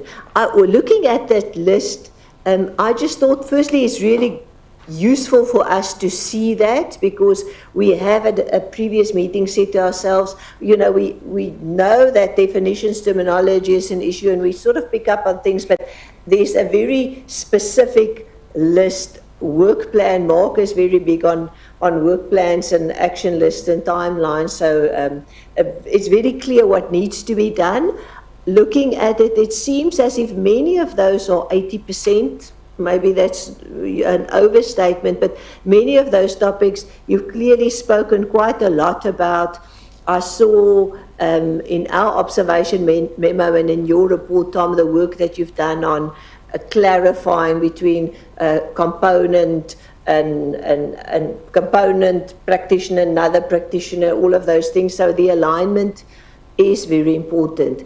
Just going to September, it seems, Gabriela, as if by that time your board would have finalized analyzing the comment letters, and hopefully by September bed down these things, because it's going to be quite problematic if there are little tweaks and if there's a constant moving of definitions and terms. I think that's going to make it not just confusing for people ultimately using the standard, but it's going to make it very difficult to get a set of standards out there, and for the PIOB to navigate how do we actually certify two sets of standards with different definitions, different ways of approaching these common themes. So very important that you work together. We're very comfortable with the feedback that you've given us, that it's something that's getting focus and priority, not just at the staff level, but between the two of you as well. So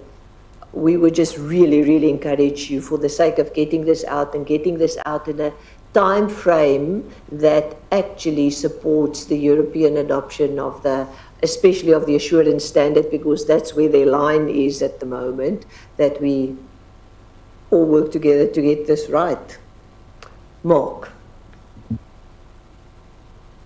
Yeah, just actually to sort of pick up really, Linda, on some of your comments there. So I absolutely get the commitment to reach a coordinated standard, and Tom, we discussed this at some length, and I took you to task, or your board to task, in the observation of the last meeting on this point. My concern is that the two boards are on parallel tracks, but obviously the IAASB is further down the line than IESBA, and the concern to me is that you'll do a lot of work in the run-up to September, when the IAASB will approve its standard. And I'm concerned that differences, either of definition or perhaps interpretation of definitions, might creep in that 3 months between IAASB finalising the standard and IESBA finalising its standard. And I would seek an undertaking from IESBA that once these areas of coordination have been agreed, in order to enable IAASB to finalise its standard in September, that IESBA will put pen down on those issues and will not reopen them and not revisit them. I think that's very important, because if you as Linda said, if you get little differences or nuances of interpretation on these fairly key definitions, it undermines public trust, frankly, in the standards. So that's my comment, and I wonder whether IESBA could commit to that kind of pens down approach in September. And I would say, subject to the unlikely event or the black swan issue that pops out in the final analysis. Can I take more questions, and then we sort of decide which ones we direct to you and which ones to Tom? Tom, you were next. Thank you, Chair. I'd like to ask a little bit related question. I understand that for IAASB, you will finalize and give approval to the 5,000, and IESBA is the first time for discussing how to address the comments. So It means that, but at the same time, the schedule is on the same week, on September. It means that what happens if some of the issue, related issue will arise as Mark suggested from the IESBA board meeting, which might have an impact on the IAASB. Do you have any specific, how can I say, how to address that sort of for the procedure purpose? And another is that just a comment is that I'm very happy to see that the coordination level is very, very high, especially as for the definition, you will start the identical position.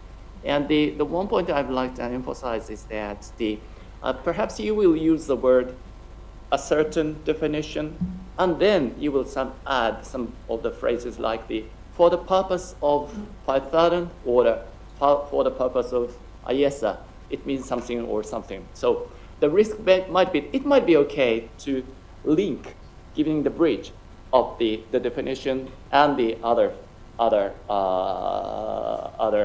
articles, but it may have some sort of impact of the interpretation of the definition itself. So please pay attention to that sort of the risk, because for example, in football in the United States means a totally different thing from the football in Europe. So the same word doesn't mean the same thing for the purpose of 5,000 or for the purpose of IESA. They might have different meanings. Thank you. That's a good sports analogy, and there might be benefit in having it in the same week to solve it. I'm going to take all the questions, and then I'm going to go back to the two of you. Boganya? Thank you, Linda. Football idea was a good idea, Tom.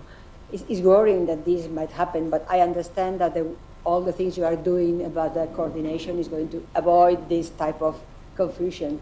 But I'm still a bit concerned about some details. For instance, in these slides, not in this one, but in the following one or the following one, next one, yeah, here. Well, when I read the first boxes, then IESBA has additional definitions to fit their needs, and then group sustainability insurance client and group sustainability assurance firm. So when I read this, I said, why does IESBA might have different needs? I don't understand it. I'm thinking that this has to be applied and used by others, which is not us, it's for people with less knowledge perhaps. Then also in the second box, again, IESBA and IAASB approach regarding definitions aligning, not precluding additional definitions to fit each board's needs, e.g. component firms. So when I read this, I get confused and concerned. So if you agree with the fundamentals, but you leave some room for, solving your peculiar needs, at the end, we might have the problem that Mark was commenting. I mean, one standard is going to be finalized by September, the other by December. So is there could it be any final unintended difference between the two interpretations? That's it. Thank you. Thank you, Dave. Thank you, Chair.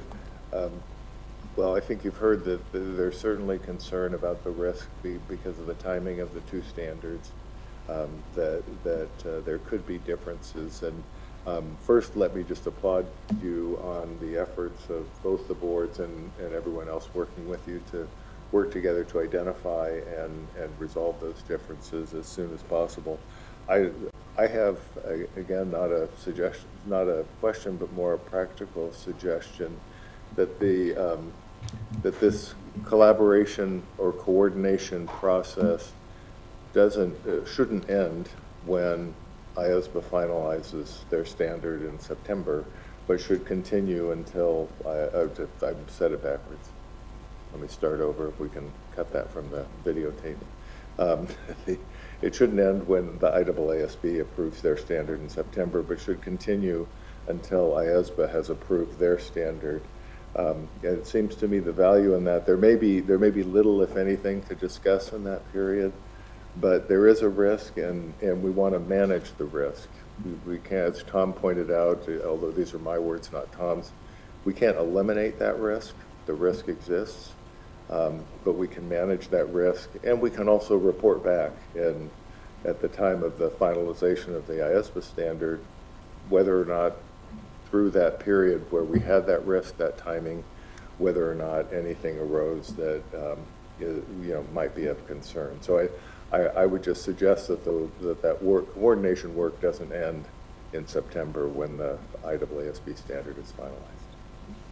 Thank you. Tom, Gabriela, I'll go to you first and then to Tom. And I don't think you necessarily have to go into the specific individual items, but maybe just if you want to elaborate a little bit on, the questions asked and specifically your assessment of the risk, the question that Mark asked, and then I'll go to Tom. Thank you. Okay, thank you very much. To Mark's question on the risk. I think it's evident that some risk exists. And we cannot eliminate. This was said by everybody, and this is for some reasons, and the main reason is that there is a due process. So we can't finalize what is not final. We can do what we can, the most that we can. It's what we are doing. But all this exercise, which of course is taking a lot of effort, time, etc. We can make a best effort commitment. We can't make a results commitment. And this is because the due process says that the process will be over in December and not in September. And this is something that, well, I'd like to understand how the PIOB sees this, but I don't think that we can do much about this. I can't say, my board, it's over. Mostly if there is anything that comes after and that we don't know. I think that this risk is very, very low. This risk will be very low, but we can't eliminate it, and I think it's important to have that in mind. So putting the pen down in September, hopefully we will be able to do it, and we will not need to take the pen again if something appears. That's what we are working hectically over the summer to achieve, but we can't assume more than a best effort, big effort, huge effort commitment. That's what we are doing. Low risk, very low risk, but it's important that, in face of these considerations, that we don't pretend that the risk exists. And I don't see anyway any possibility of eliminating the risk unless we would finalize the standards in September as well. But we never, ever said that we could do this, that we could anticipate our schedule. So this is one of the things. Secondly, I think that we, as Linda, you mentioned with respect to other moments of this meeting, we should ask about the public interest, and the underlying public interest to everything that we are doing. And of course, the underlying public interest is that this coordination is important. It's important that stakeholders are not lost into the weeds of different definitions, different approaches, inconsistent. For me, much more than the definitions, it's possible inconsistencies, material inconsistencies that can arise, unintended consequences from different terminology, etc. And we are all very well aware that this is what we have to do, this is what we must do, and that we have to come up with the best possible product for our stakeholders, no matter what it takes for the two boards, the teams, etc. This is what we need to do for the public interest. But it's not bad, and we are doing that. This is what we are aiming at, but still the time difference takes some risks. And the objective of adoption by the European Commission is, an important objective, and we are aware of that. The timeline is something that we need to take into consideration, and for sure it is, but it will also create the risk of some frameworks advance without any ethical considerations, because the IESBA is not going to be ready. So again, I'm reaffirming my commitment and the commitment of our board and the commitment of our staff, which I think is evident in what we are seeing here, in a moment where we are also analyzing the 93 responses and etc. There is no doubt that we are committed to this public interest objective, but I think it's also my duty to say, okay, the risk will be very, very, very low. I'm almost sure that there won't be any issues between September and December, and that we will be able to have a significant level of agreement and confidence that these issues will not be reopened. If there is any issue that arises after, then we will see how to deal. Materially, substantially, I think the risk is very, very low. Formally, we still have a process running until December, and we can finalize it before it's final. Thanks. Thanks, Gabriela. Tom? So a couple of things that I should respond to here. Again, I want to just reiterate some of the points that Gabriela said. We obviously, if something is wrong with our standard, no matter what point in our life of the standard setting process, we will address it. And also remember that our standard will be approved in September, but won't be submitted. We have things to do to submit for certification probably, which would probably be much more like November, December-ish, because we have all the materials. Now, a few other things. So Tom, you mentioned that the two boards are meeting in September, and it will be the first time. Actually, I personally believe, we have our technical directors, we're still working through some of the logistics of that meeting.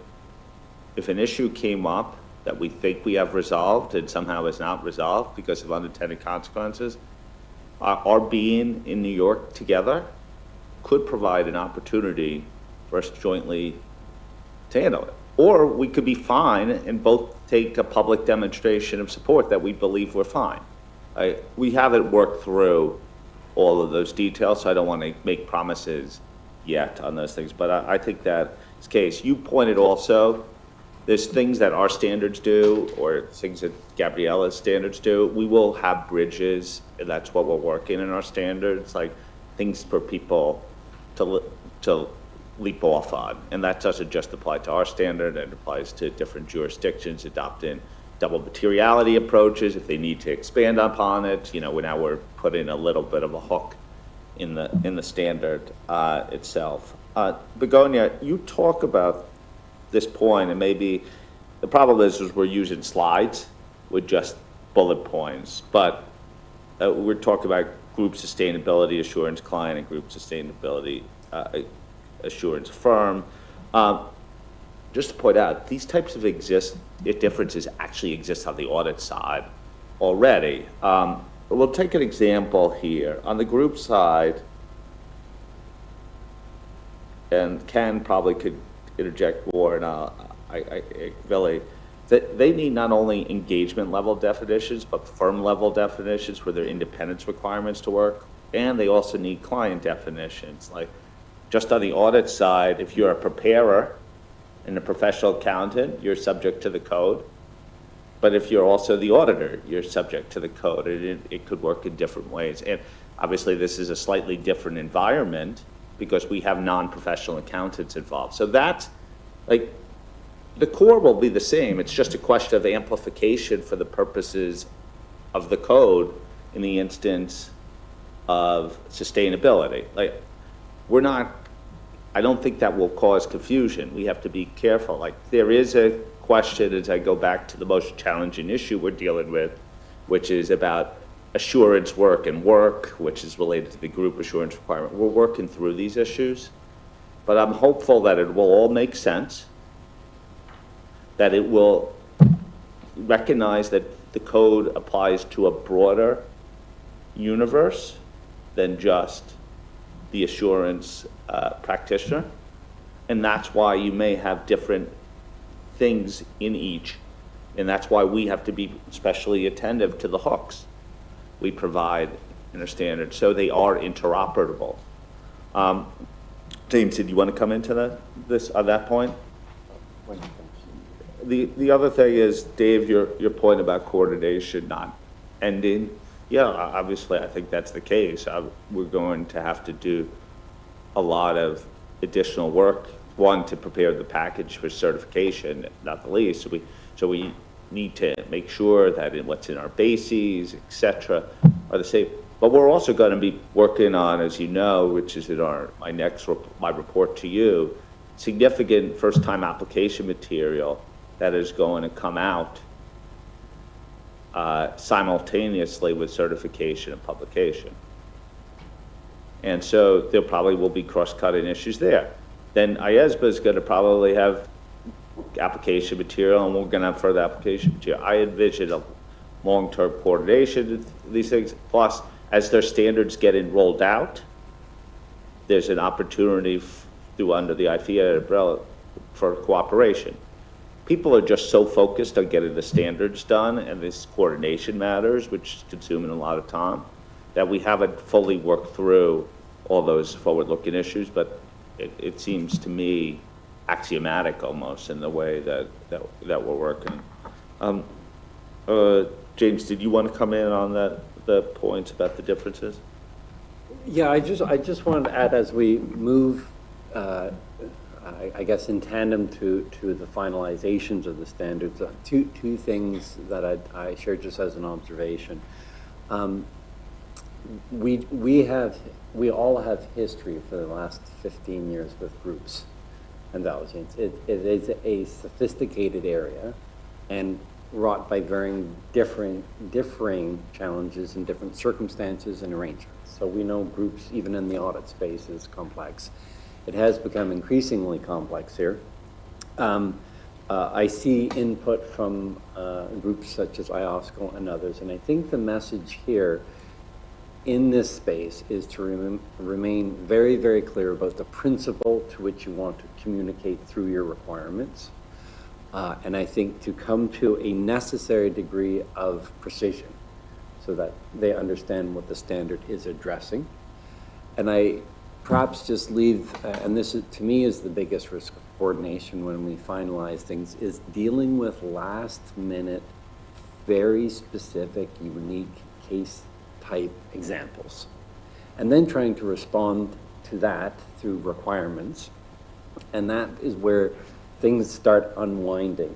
And I think as we allow this inaugural set of standards to come out, specific scenarios, cases, etc., where we're trying to start changing things to address one or two specific scenarios, there's 1,000. That creates a risk of coordination. It creates a potential for inconsistency. I think that maybe as a public interest point to consider, it's okay for the board, for the standards to remain silent on some of those issues at this stage. And it's just a principle I think may come to be relevant as we try and finalize it in the final stages. And then the final stages are always very intense. Thanks, James. And there's certainly lots of experience within the boards and within the staff teams. So maybe just in concluding on the session, thank you. Thank you. It was really worthwhile having the conversation. It was worthwhile understanding the level of detail and coordination and attention. The thought that in my mind is just, it's clearly going to be a very hard and a busy next 3 months and 6 months. It's really important that there's a lot of discipline, which James just referred to in that little final stretch of the race, and the mindset of both boards that once you've had a debate and agreed on something, that those will only be opened up in the instance of new information. We're always very tempted, as James was sort of referring to go back and tweak and change and improve a little bit. But I think that it's going to take quite a lot of leadership from both of you, and probably specifically you, Gabriela, and that last stretch to get your board to continue with the discipline and the mindset to say, well, if these have been debated and agreed, we're not going to open it up in the absence of new information, a new issue that's come about, or something like that. Tom had a comment about football, and I was just thinking about this potential concern that people see in the difference of the timelines. I don't think there's necessarily a problem in the fact that there's a timeline difference. In a way, it needed to be elevated, it needed to be speed up for the sake of really just getting assurance bedded down. So I'll close off with another, I'm not a very good football, I don't know that much about football, especially American football, but I will say, Gabriela, you're probably in Formula One, because motorsports is something I know more about. You've got the advantage of being in the slipstream of the IAASB, and often the person in the slipstream is the one that will win the race. So use that slipstream wisely. They've done the work for you. Let's have coffee. Can we do it in 10 minutes and then we all come back at 25 past?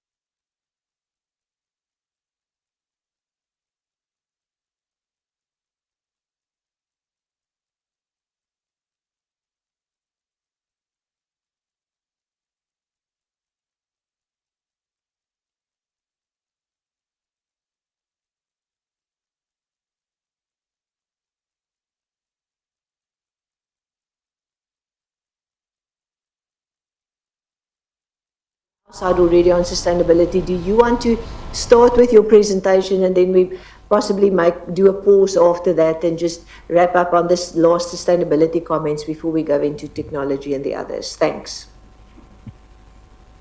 Sure. Well, good morning again. This is a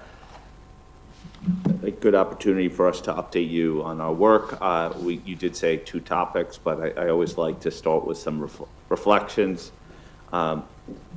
So this meeting sort of marks my 5-year anniversary in this role, which means either way you choose it, I'm either well beyond halfway done or just past halfway done with my term. So, but it gives a really moment of reflection on what's been accomplished, how much more we need to have, but also to reflect on where we are as a board in terms of our strategy and work plan. And I really do think we're near an inflection point at this moment, because by the time you get to the end of this year or early next year, we will approve what I've been calling our big 3 standards out the door: sustainability in September, going concern in December, and fraud in March.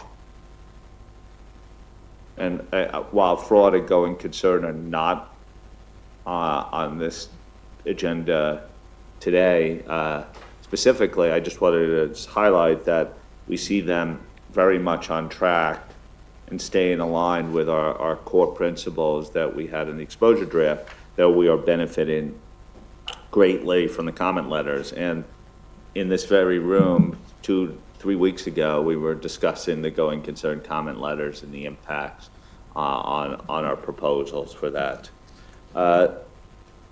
Then once we get those, and we'll talk sustainability shortly, once we get those standards out the door, we get to a much more forward-looking, future-looking state for audit, and just thinking about technology and whatever offshoots arise from that. Our integrated approach to risk assessment, audit evidence, and other 500 series matters, materiality, and other topics that arise, in addition to spending some time to allow people to implement the series of standards and how we will go about supporting them. So I really do want to highlight how significant of a point in our history we are as a board, and these are really important public interest issues we're addressing, but we'll start getting more forward-looking going forward. So we talked about 5,000. We are near the finish line, as you know, but it's worth reminding everyone what we set out to do, which is to get the highest quality sustainability-specific standard that could serve as a global baseline, be leading in thought, but also be adopted in as many jurisdictions as possible. To me, this was always a constrained optimization exercise. We were not going to have a full book of ISSAs like we have ISAs on day one, but we wanted to have a robust framework in place that would give users of sustainability reported information confidence that it had appropriate assurance. And so a number of constraints or factors have governed our approach to timing, the scope of standards, what's in and what's out, and how we've designed it. And we're clearly aware of IOSCO's recommendations, EU timelines, other timelines that national standard setters have underway. Because remember, this is not being done in isolation. This is being done in large part because either the ISSB standards, S1, S2 are being adopted, or some other regional specific requirements happen. We also are very conscious of the complexity of adopting or implementing a performance standard of the size that we have, the methodologies that have to be developed to do it. Remember, this is a profession agnostic standard. Many practitioners will not have used ISA 3000, which this is built on, so we want to give a maximum amount of time, considering the fact that requirements will be in place largely by 2026 in many jurisdictions. And we also were conscious that this is an overarching standard, so not everything can be fit into the standard, but make a commitment to support the standard throughout. So we've talked a little bit about the coordination at the last session. Our task forces, these are still task force driven projects, are meeting. They're meeting in next week in London, our task force, to go over the feedback we received at the June board meeting and also to reflect on the coordination efforts. We will have a July board call on the 24th to cover some of the more challenging issues that were left over from June. We will also have in September a full read of the standards and an opportunity for potentially further coordination, and we will approve 5,000. We are on track. I don't see any impediments to being on track. Just to be clear, we are continuing our engagement. We had an engagement with the CAOB last week where, Paul, you should hear we have time in for IOSCO C1 engagement, which we've committed to. Just the question is how much work we've done, particularly, as I said in the last discussion, the whole group engagement area is the most challenging from a technical perspective, working through that. We will continue working with key stakeholders throughout. So where are we? In March, you can see the issues that were brought to our board. In June, we went back to the preconditions, estimates of forward-looking information, dealt with fraud, communications, and reporting. And we had a full read of the standard. So, I think people were feeling like we're getting to the point of refinement more than anything else. We talked a little bit about this in the last session, but it does address one of the concerns that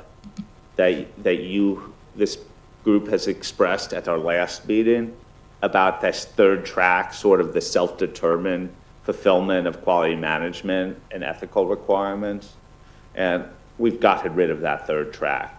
Through some drafting, we're able to bring more coordination with IESBA, highlight IESBA's work better,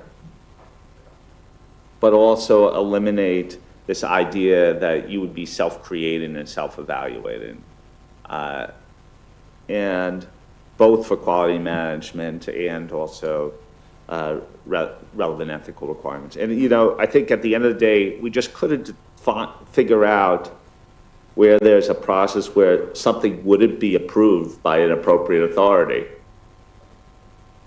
in this instance. So I think that was a point that I wanted to get back to on you, because it does deal with a coordination concern that IESBA is, but more importantly too, it deals with a public interest concern expressed at this meeting. And I'll chip in here. I don't normally want to do that, but when we prepared, we were very happy, comfortable to see that feedback from Mark, who was our observer. And I don't think there's anybody happier than Janine. You made her feel a little bit better despite them losing the football last night. So Janine, it was a point that I know you felt strongly about, and I do think it solves a lot of potential risks that she also pointed out to us and that we saw there. So well done. Yeah. So, and then, on materiality, clearly a focused area of us, we've helped clarify some of the language in it. As you can see on the slide, the entity's process to identify sustainability information to be reported, and then more clarity in the standards of what that means. This would be the so-called materiality process that is highlighted in some jurisdictions. And then we provided, speaking of hooks, the concept of double materiality, conditional requirement, and application material. Now, this is not about the practitioner in determining, but it's how an assurance practitioner it's not about a preparer, but how the assurance practitioner does their appropriate work in a double materiality context. We are not opining on reporting frameworks. This is a conditional requirement. We have conditional requirements. We are framework neutral still. If we turn to the next element, as I said in the last discussion, the group engagement using the work of others is our biggest outstanding issue for refinement. I imagine, and Billy could confirm, that this is probably a big matter for task force discussion next week, into place for continued engagement with IOSCO. We are clarifying reported boundary components and the distinctions between group components and value chain components.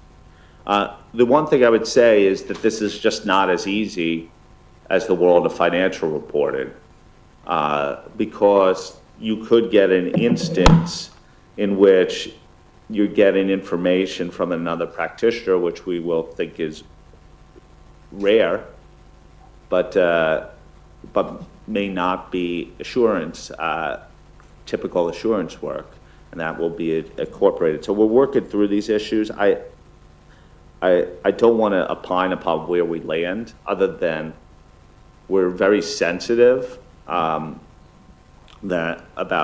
the very technical components in this issue, and that we'll certainly have in discussions with IOSCO and others as we go forward. Vili, anything more you want to say about where the task force is on that topic? Yeah, thank you, Tom. So specifically on the second bullet point there, where IOSCO C1 raised a concern around the possibility that another practitioner could potentially perform work on a component, on a group component. I think we all accept that in relation to value chain components, that would be fine, and that would occur quite often. But when we discussed this at our board meeting in June, particularly one of our board members that does this as part of his day job, says that this does actually happen in practice, that you just can't, in this environment where you deal with such a variety of information, you just can't anticipate that you won't come across a situation where you get into the assurance engagement and you find out, for example, that another practitioner during the course of the year, because one of the business units had to review a water license with some regulatory authority, did work on certain items, and that information is now relevant with respect to the information that is subject to the assurance engagement. And we have to understand that even when you use the work of another practitioner, you still have to do the work. I mean, you can't just accept the report that they issue. So what we are trying to do here is to clearly, and you will see that in the draft, and we'll discuss that at the Sustainability Task Force meeting next week, is we are now going to be stronger by saying that there is a presumption that when work is done in relation to a component practitioner, there is a presumption that the sustainability assurance practitioner can be sufficiently and appropriately involved in that work. However, we also recognize the reality that you may still come across, especially the first time you come across this, that there's work that was already done by another practitioner, and you might want to use that work to obtain audit evidence for purposes of your assurance engagement.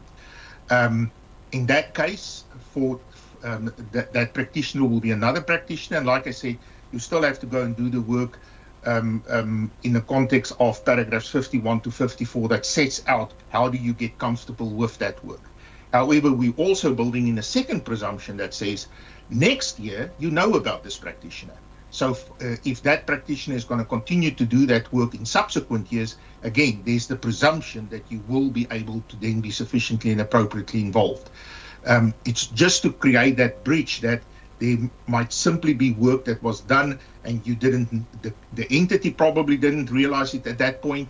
You were not aware of it. You didn't have an opportunity to be able to access that practitioner, to coordinate with them, to get their cooperation, etc. But we believe if we put those two presumptions in, we put enough boundaries around this to contain the occurrence of this, where another practitioner performs work in relation to a group component. And the reason, remember, we're very sensitive to the point that was raised, is that we did not want to create effectively an arbitrage or a lower bar here where people push to claim things were another practitioner rather than part of the group engagement team. And so hopefully in the next week or so, we'll have further clarity on it, conscious of the dynamics. This is an area we are particularly sensitive that has overlapping implications with the ethics side as well. Okay, so I'm going to go quickly through the other topics and then leave it open for discussion. On preconditions, really what we're trying to do, one of the things that is that people wanted to make sure that the work effort was appropriately calibrated, presumed in the absence of an indication contrary, that criteria or reporting frameworks that are embodied in law or regulation or established by authorized or recognized organizations are deemed as suitable criteria. IESBA would be one, GRI would be another. Like, we're not going to opine on whether but that would be examples. Something like CSRD, people wanted us to be much more clear about that. Also, same type of point on rational purpose for an engagement required by law or regulation. We are dealing with estimates and forward-looking information as one still.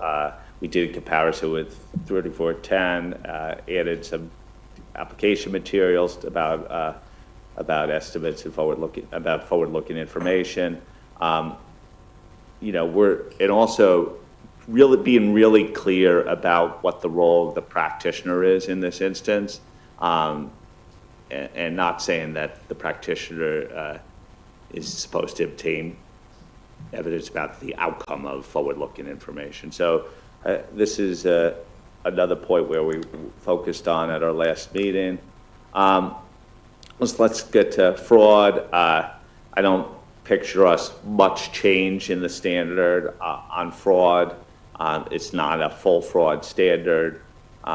We were very clear not to have a specific definition of greenwashing. That's been something we heard in our comment period. It's also consistent with IESBA's approach. We're going to add principles to address management bias and potential management bias. This goes to communication. In fact, I raised it at the board meeting that there's going to be a requirement to communicate fraud or no CLAR. This is oftentimes this is in the code, but I found it was really strange in our previous draft that the only obligation to report was to management, who could be the party creating the no CLAR situation or fraud. So that will be put into our requirements as well. And we're going to add more application material here. And then reporting, you can see what we're planning on doing here, and we're adding transparency about relevant ethical requirements applied, including when crimes related to specific enemies, such as PI, were applied. So that's coming over. There is no appetite with our board right now to have CAMs in this overarching standard, particularly since the great majority of the engagements are going to be limited right now. So I'll pause there. One last thing. This is something that comes up all the time. The one thing we've really heard throughout this process is we need guidance, more guidance. How much guidance? Like, to me, this is a balancing act. We're not trying to create another book of literature that's de facto and a standard on top of it, but we are going to support our standard. And we helped by grabbing resources associated with our TAs and our task forces and our staff to build implementation support materials. with the publication of our standards. We'll not just have the basis for conclusions, we'll have a fact sheet and implementation guidance. And then we'll go, as you see here, into further support materials throughout, in addition to webinars and other activities that we would do to help support the adoption of our standard. And in that instance, that's when we really have an opportunity to do things jointly with IESBA as well. So that's it on sustainability. Maybe, Tom, do you want to spend 1 minute to just talk about the two, where you landed? We have seen it in our observation memo, but just where you landed on two-way communication, just because we probably want to spend a minute on that here as well. Yes, so there was, and Billy, you could correct me if I get the technicalities wrong. So clearly we wanted an opportunity to have two-way communication at the very least at the end of the engagement, or towards the end of the engagement, when something could have a material impact on the financial statements.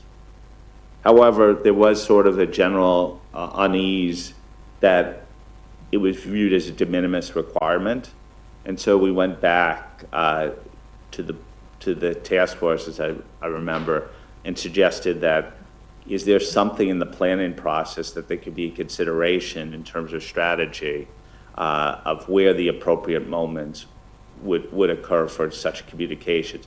Because there may be no impact throughout, but at least there should be a thoughtful process of thinking about that moment. Billy, did I get that right? My memory from 3 weeks ago may be a little weak.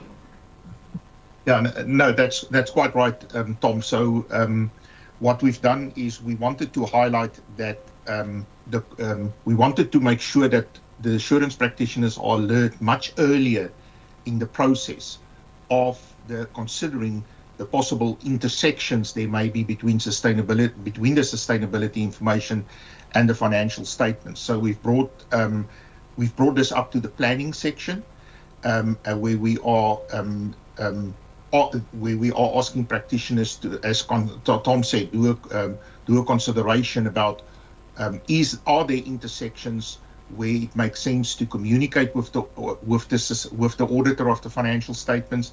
You know, the challenge here has always been that in the responses we received on the ED, respondents raised this mostly in relation to other information, mostly in relation to the financial statements being other information published together with the sustainability information.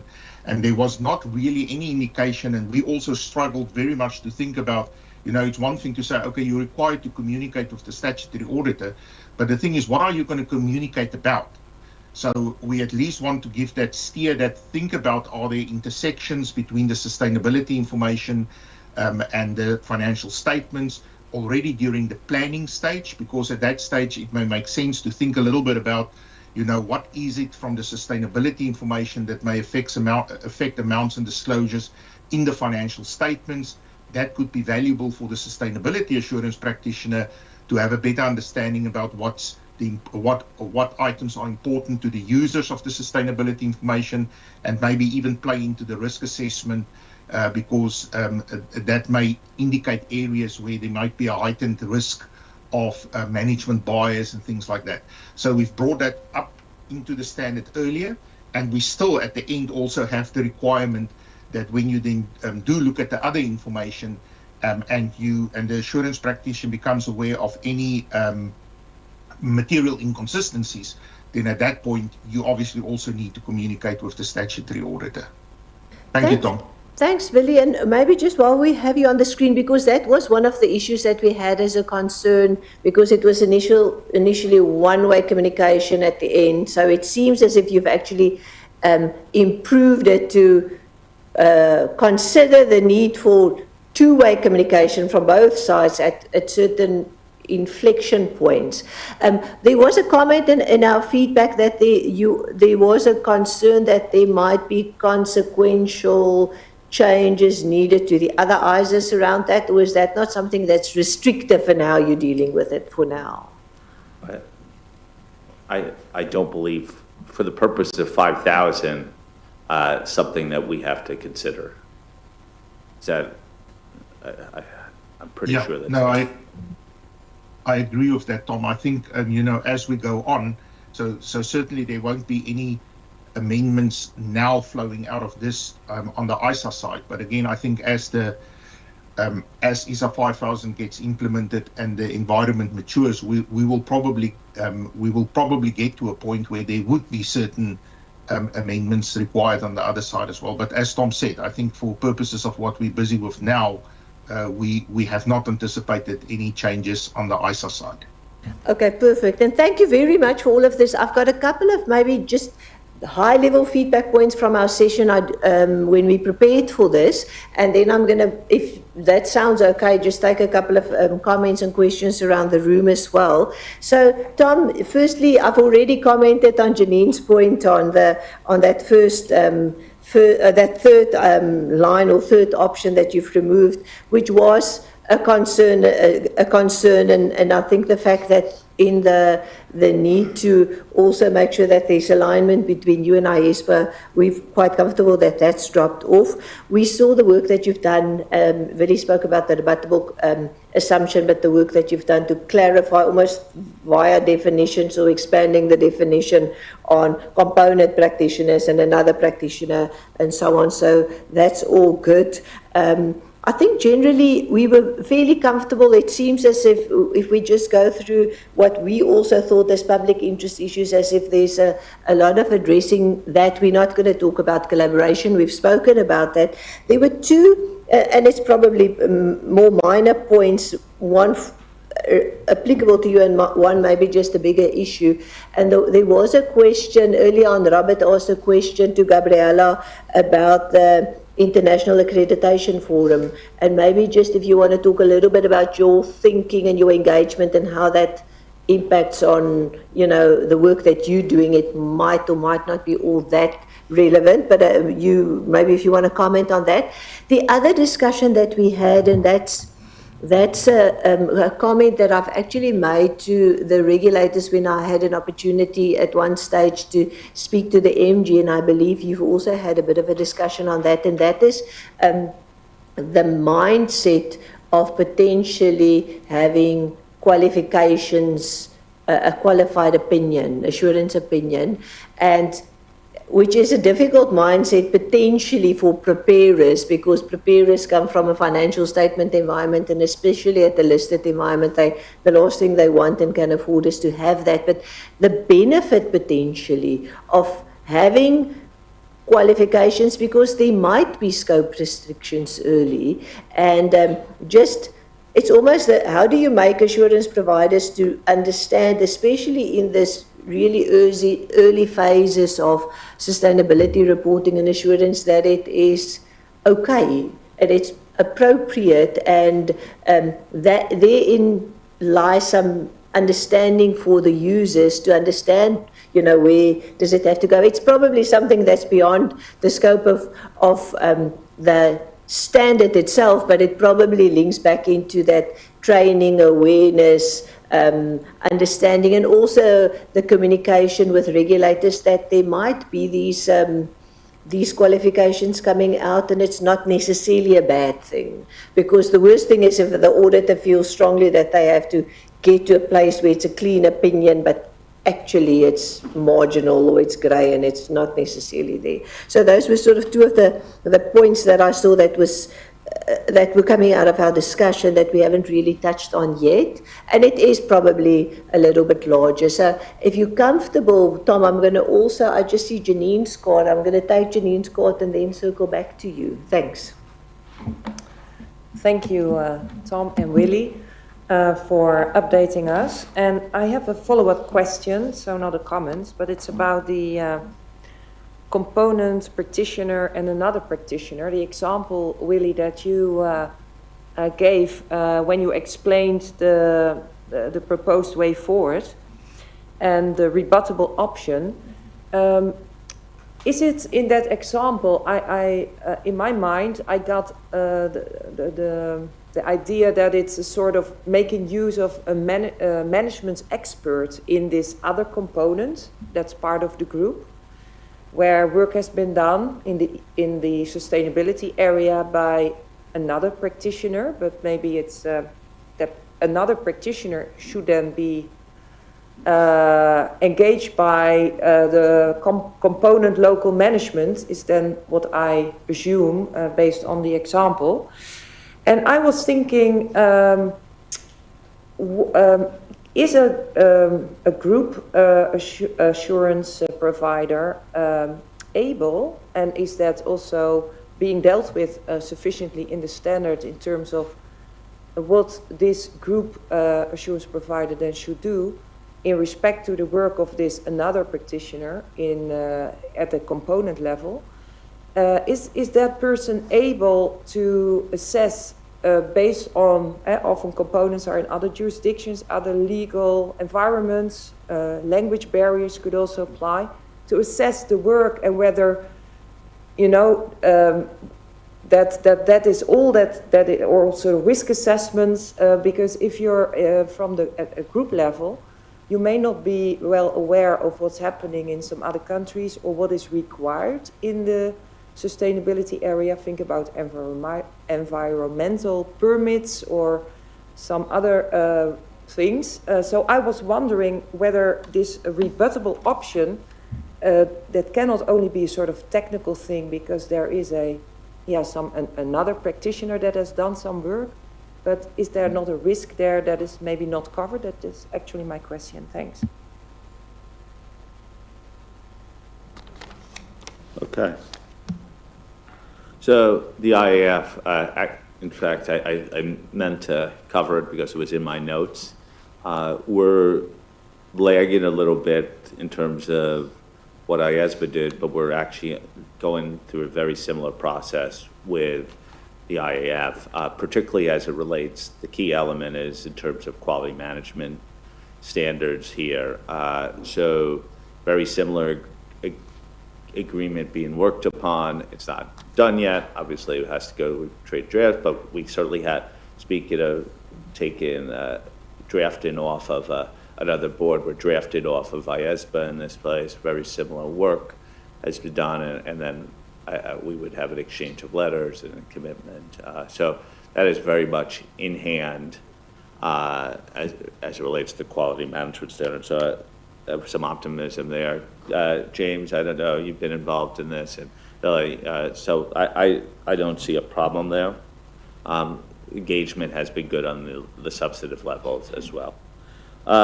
In terms of the mindsets of qualified opinions, you know, anyone who's had the misfortune of listening to me in public settings, this is something I talk about quite a bit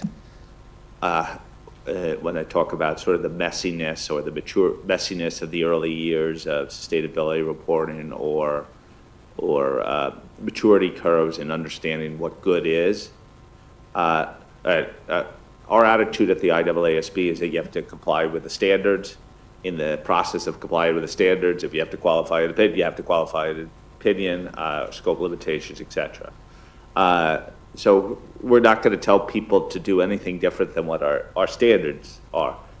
What I have advocated is both on a jurisdictional level and a global level is that stakeholders get together to help communicate what they think good looks like over a maturity curve. Like this has to be done with investors, regulators, practitioners, standard setters in the room, because what I don't want is people to be any less ambitious. Like over time, we want to have a trusted system of reporting on par with financial reporting. But in the near term, there's going to be learning curves. And I think some guidance has been put out in Europe, just I think even this week in that regard. But people should just be talking about it, because otherwise we're going to have, I hate the term anyway, but I'll use it because we'd like to use it in this context, expectations gaps.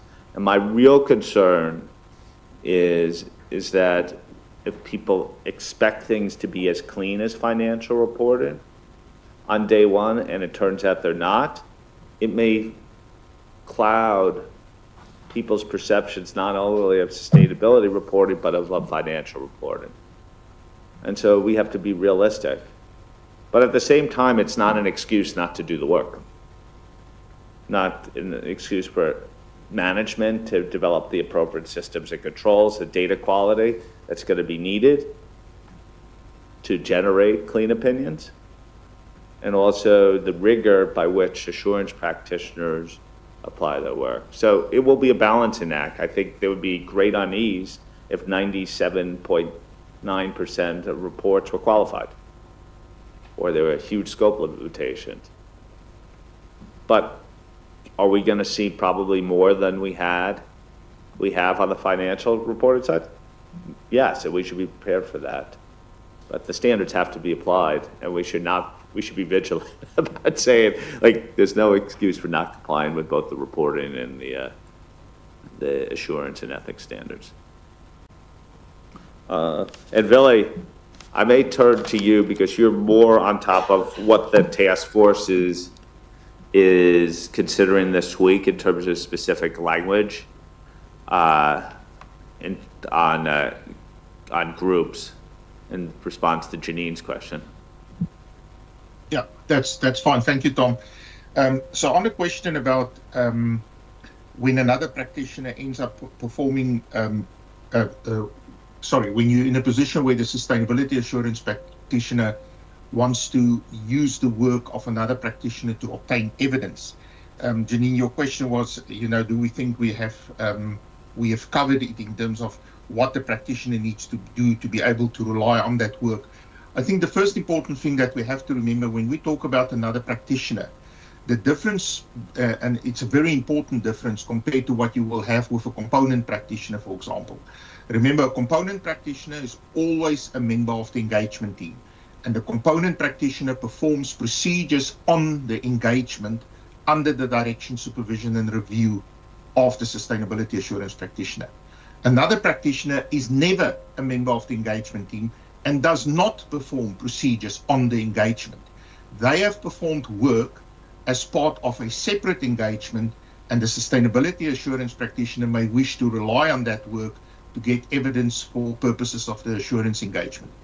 Now, the sustainability assurance practitioner has to Janine's point, has to be able to say, can I use this work to contribute to my sufficient appropriate evidence as a basis for forming a conclusion on the sustainability information. So there's nothing that says you have to use the work of a sustainability assurance practitioner. It's the option for you to leverage that work. I see, for example, in the draft of the CEOB guidance, they talk about that practitioners will do this to avoid duplication of work, for example. But the fact is still, if you cannot get comfortable with that work for whatever reasons, where it may be related to the objectivity of that practitioner, their competence, capabilities, it may be related to the actual work, you cannot get comfortable with the scope of their work, the procedures they performed, what they did matches up to the conclusions or findings they've reached, then you cannot use that work, and then you will have to either do the work yourself or use somebody else's work. We believe we have sufficient requirements for that.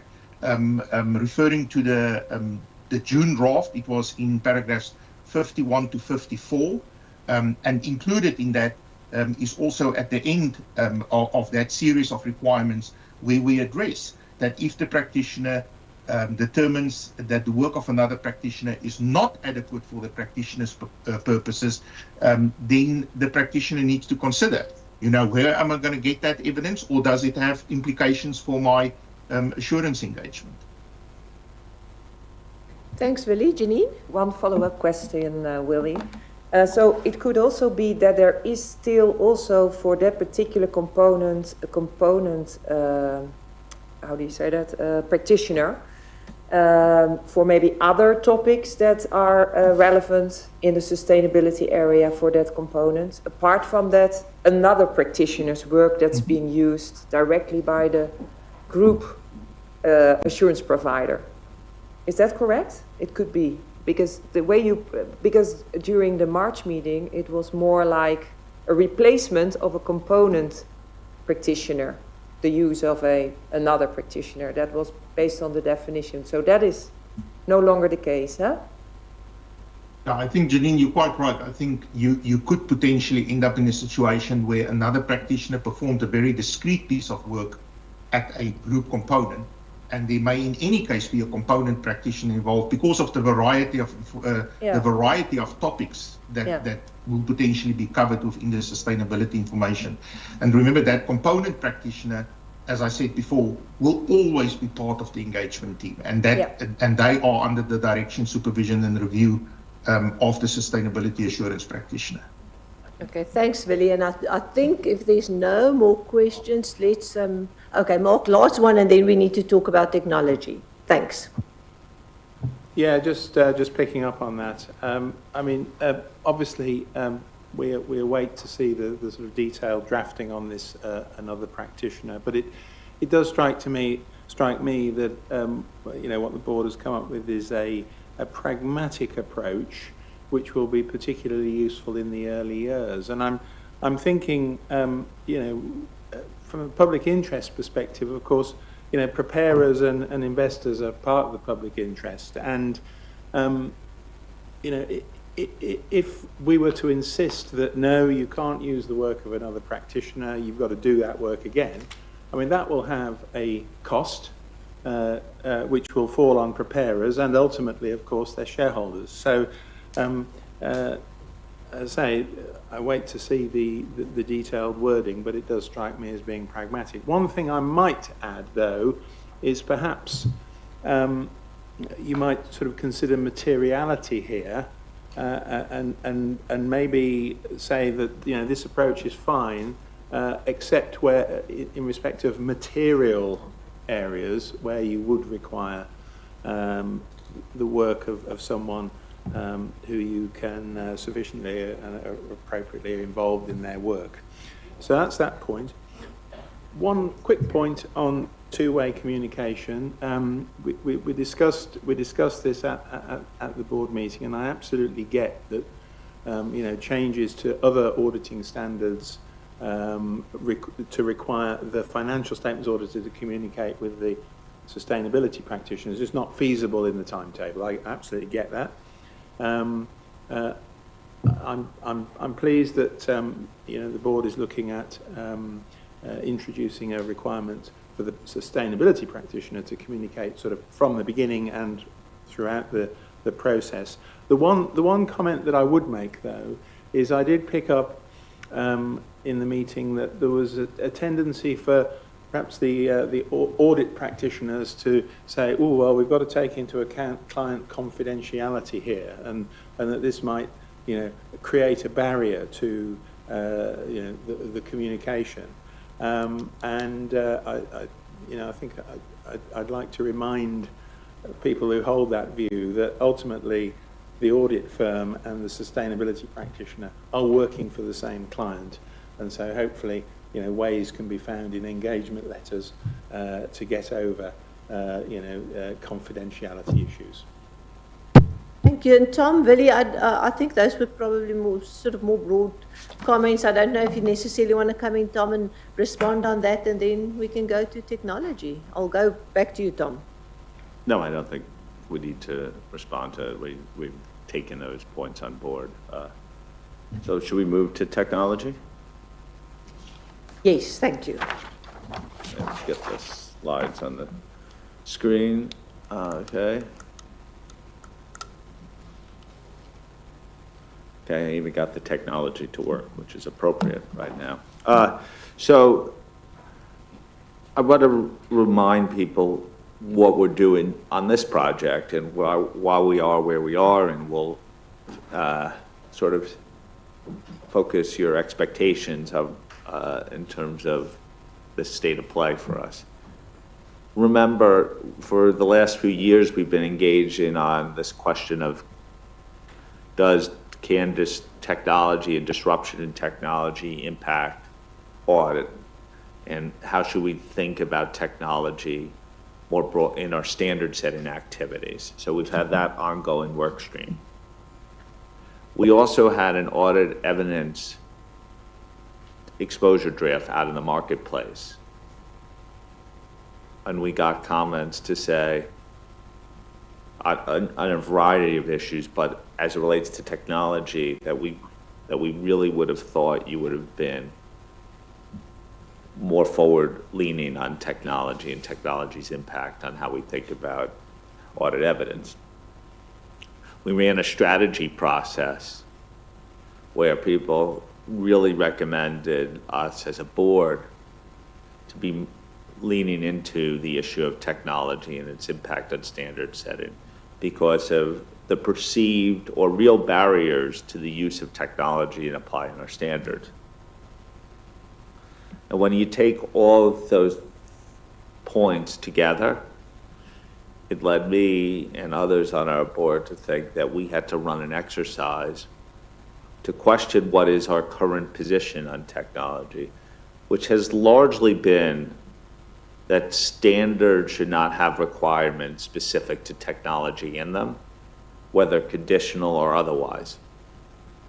And in fact, with very few exceptions, maybe 315 addresses some of it, and a little bit in ISQM1, that our tech standards have been largely, and particularly on the requirement side, silent on the issue of technology and how technological techniques, ATT, whatever we want to call it, how that can or should be applied in the context of an audit.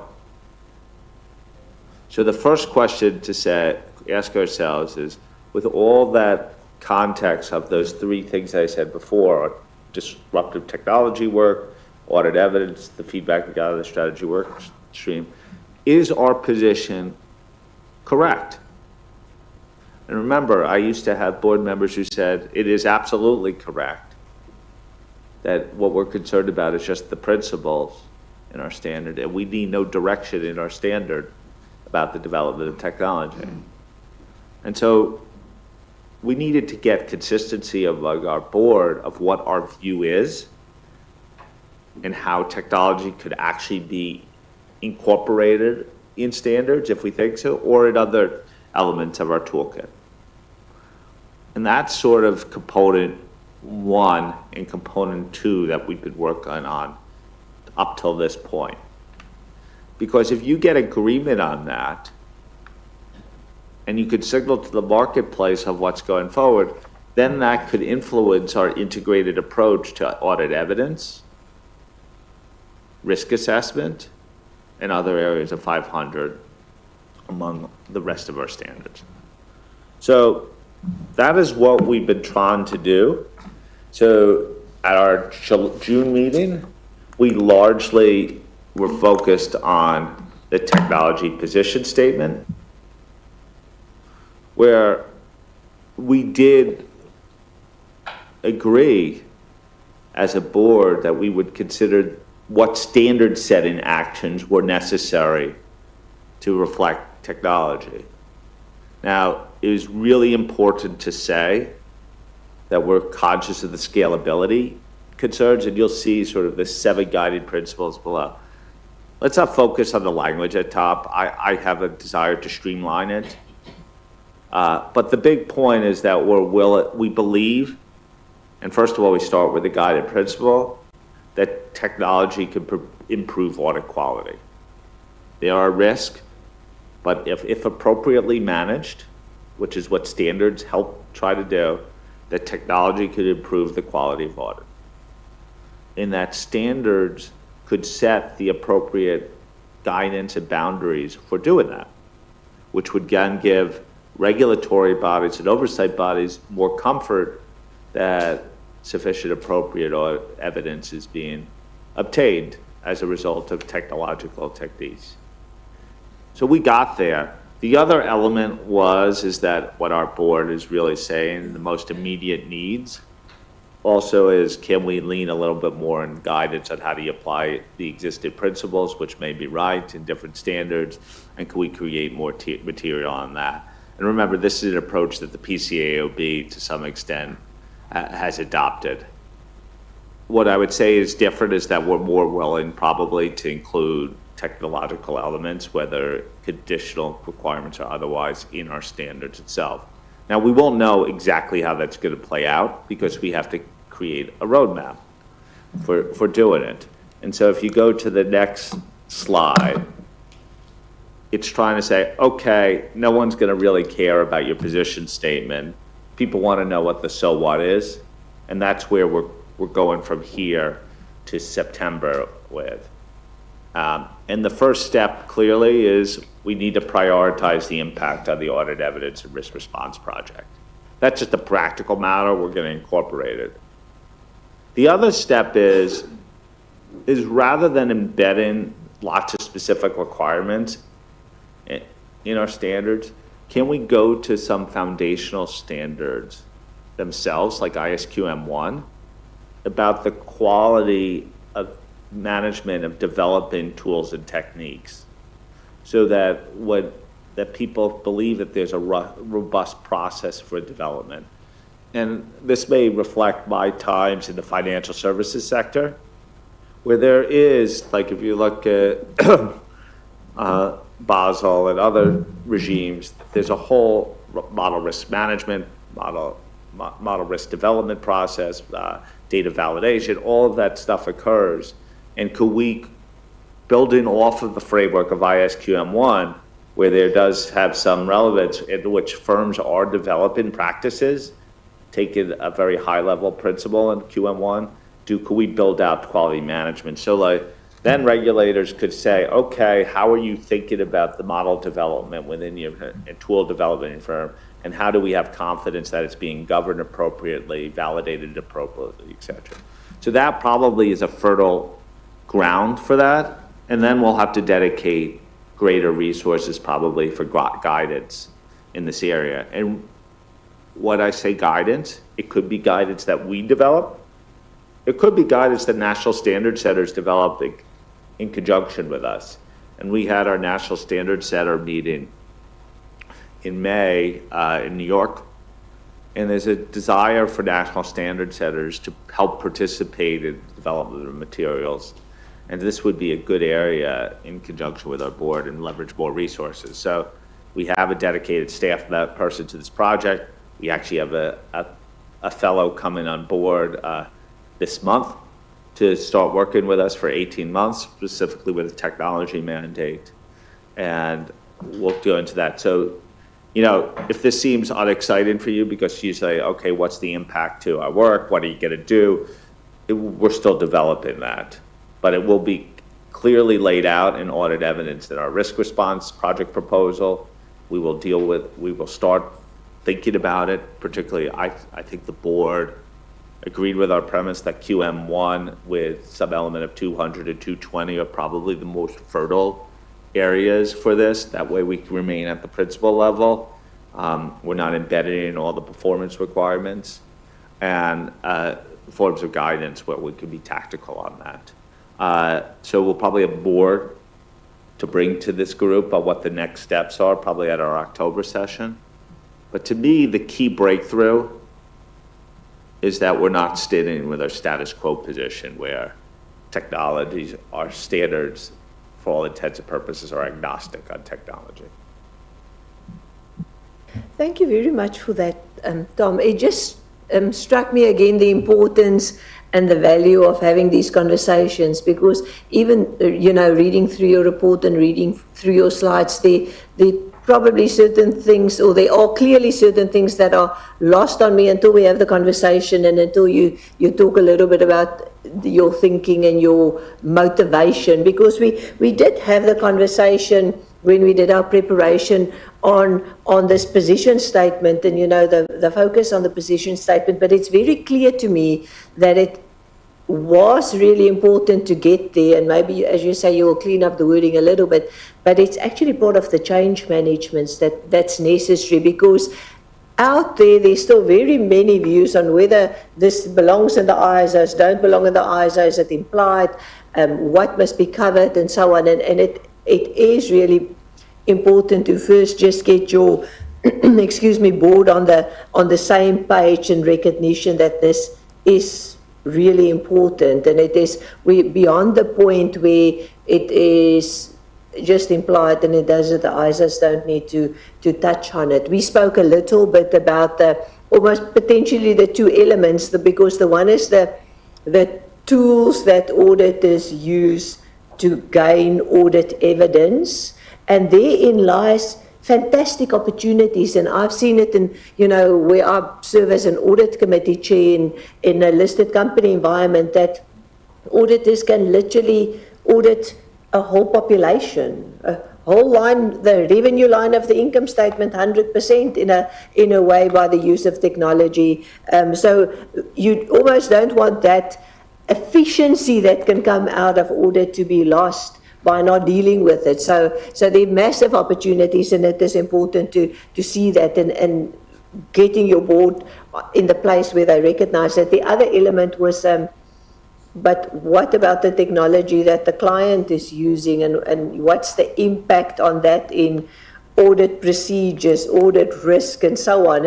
And auditors do that, but the scalability point that you made is so important, and that is that maybe in the larger, the big firms, the big networks, there's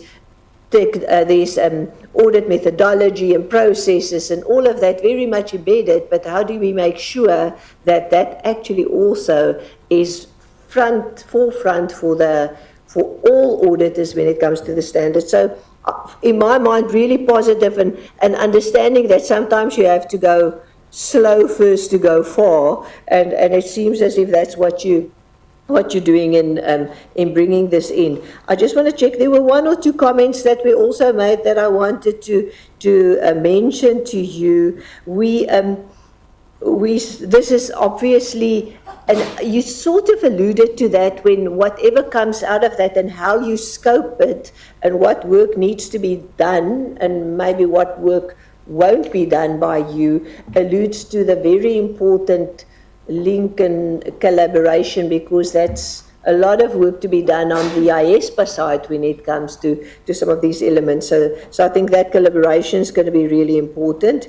And we spoke about scalability. The other, and we were a little bit confused when we read it, and we didn't quite understand your scope and what you're focusing on, but I think your discussion certainly cleared that for me. The other related point is just, we thought about that, and we think about that when we think about our nominations, with our nominations responsibility, and just the importance of getting the right people involved in your processes. And they would probably, the real tech specialists would probably not have the appetite, the time, or the inclination to become board members. But in how you put this together, I'm sure you will also create structures to pull them into, to give you the best and the right level advice.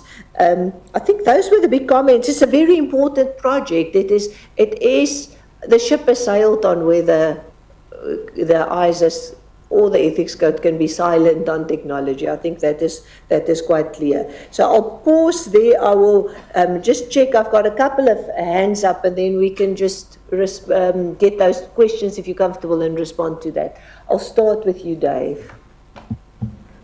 Thank you, Chair, and I'll have to look through my notes here because I don't want to repeat what you just said, and you said many of the things that I had written down as Tom was talking. But first of all, I am also very supportive of this project, and can remember a time when even I would have said, as long as the standards don't prohibit me to do research in this area and to try things, don't worry about the standards, let me worry about that. And I think it's, we're, as Linda said, we're past that point because it's pervasive. And I get the issue, the issue of scalability is an important one, and it's not, there will be haves and have-nots, so it has to take that into account.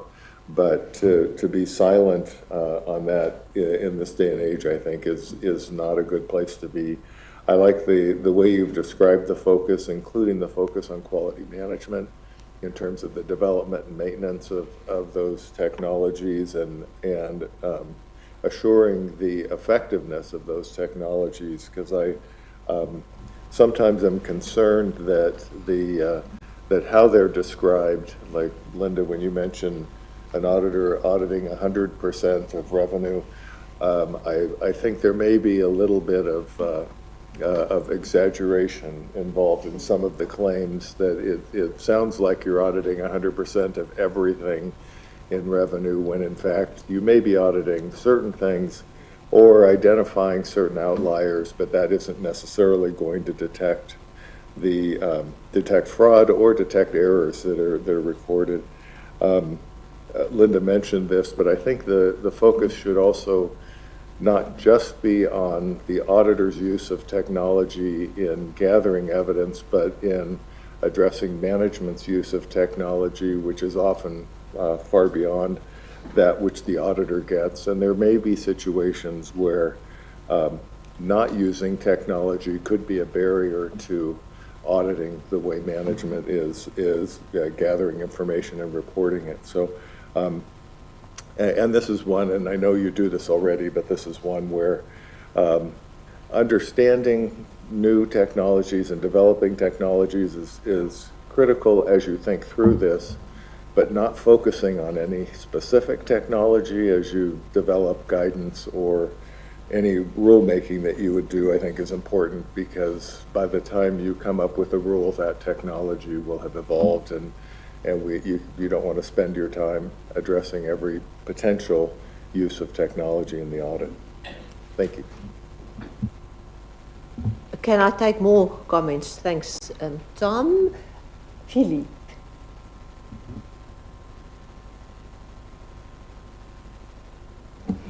Thank you, Tom, for this very clear presentation. And I share with you that technology is an area where we can expect some improvements in the quality of audit as a result.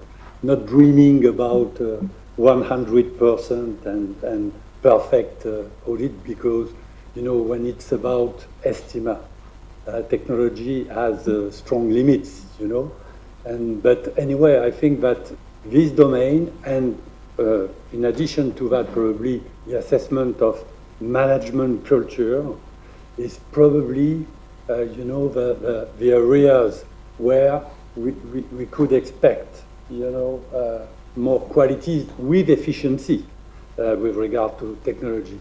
But anyway, just a remark, Tom, regarding the presentation of your 7 guiding principles.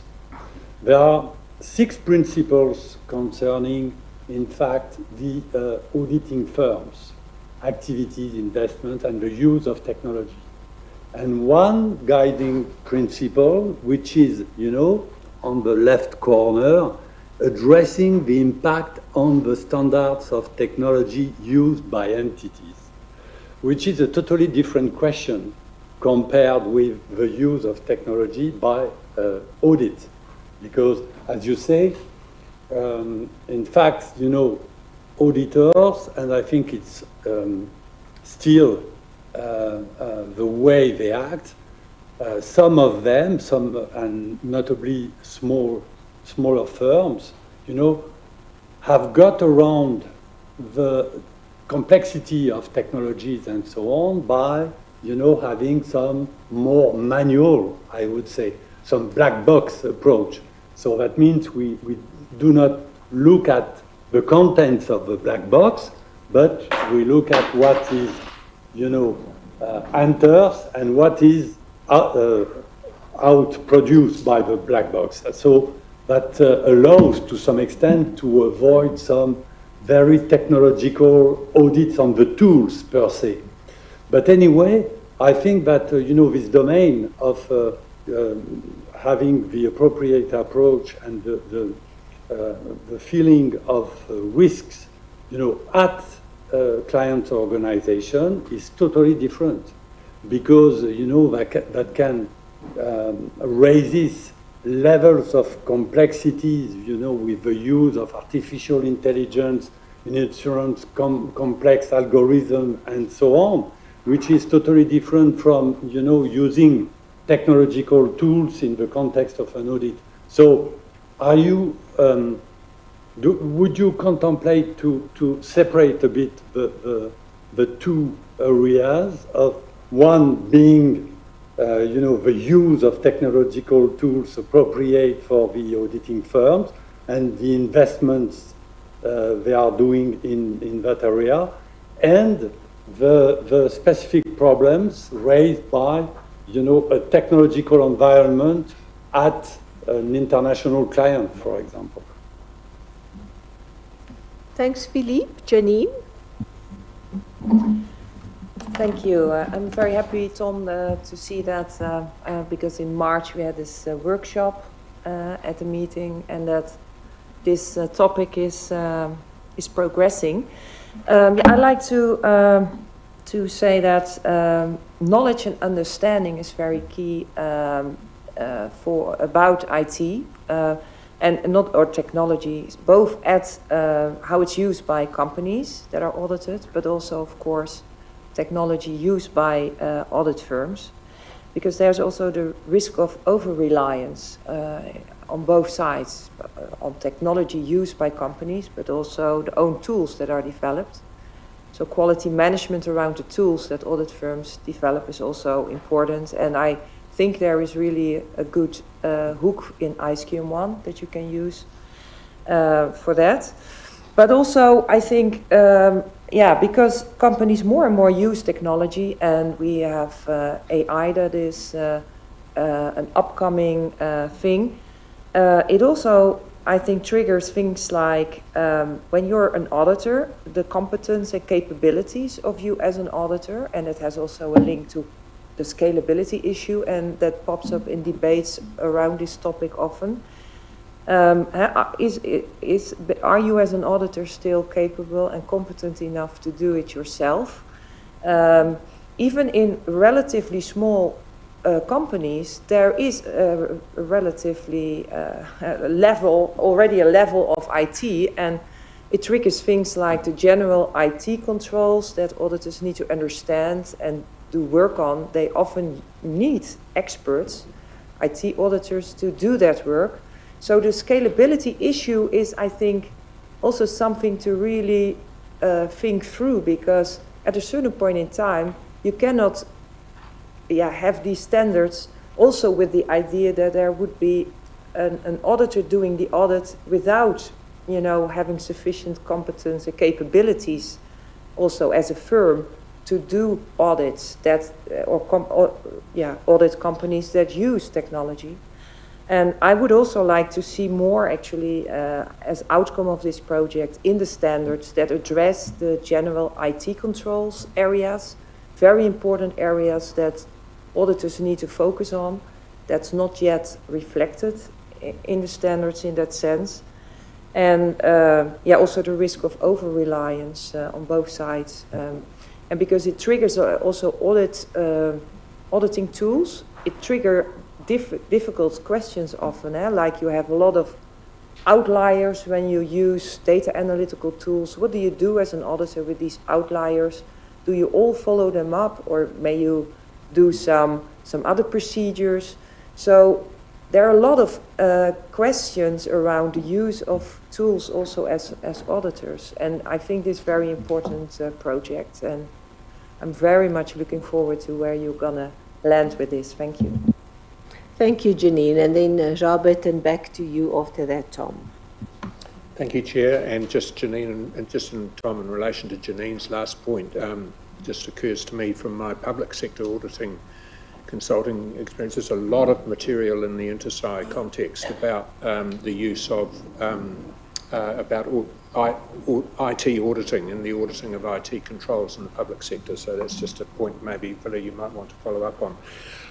Yes, also very supportive of this work. Developing a position statement seems a very good way to go to really to ensure that that this is part of the ongoing health check of the ISAs, if you like, as well as providing a foundation for agile responses when they're needed. And I know, Tom, that's been a feature of your chairmanship of the board, is to be agile, but also to have the underlying basis on which you can be agile, and a framework with a strong outcome statement with supporting principles certainly seems to be a good way to proceed in an area such as this. So I just wanted to make that comment.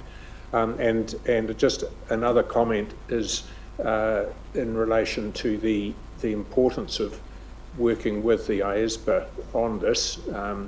I know the two boards have been talking with each other about this, but of course the IESBA has been working on technology matters for a long time, and it would be helpful, I think, if that were perhaps a bit more visible in the statement and in the framework that you had on the slide, the previous slide to the one that's there now, perhaps just a recognition of the way in which ethical leadership and the exercise of professional judgment in relation to ethical leadership can actually impact on audit quality in the public interest. So the technology changes which the IESBA put into the code quite recently really focused to a large extent on the importance of professional judgment in understanding, applying, and then relying on technology in the audit process. And to go to your example, Linda, of the technological tool which can eliminate the need for sampling and can run the ruler over the entire all of the transactions, that in itself is something which the auditor needs to understand and understand the implications of, and understand what are the new points of judgment that might arise from the results of that. For example, in testing outliers in a full run across transactions.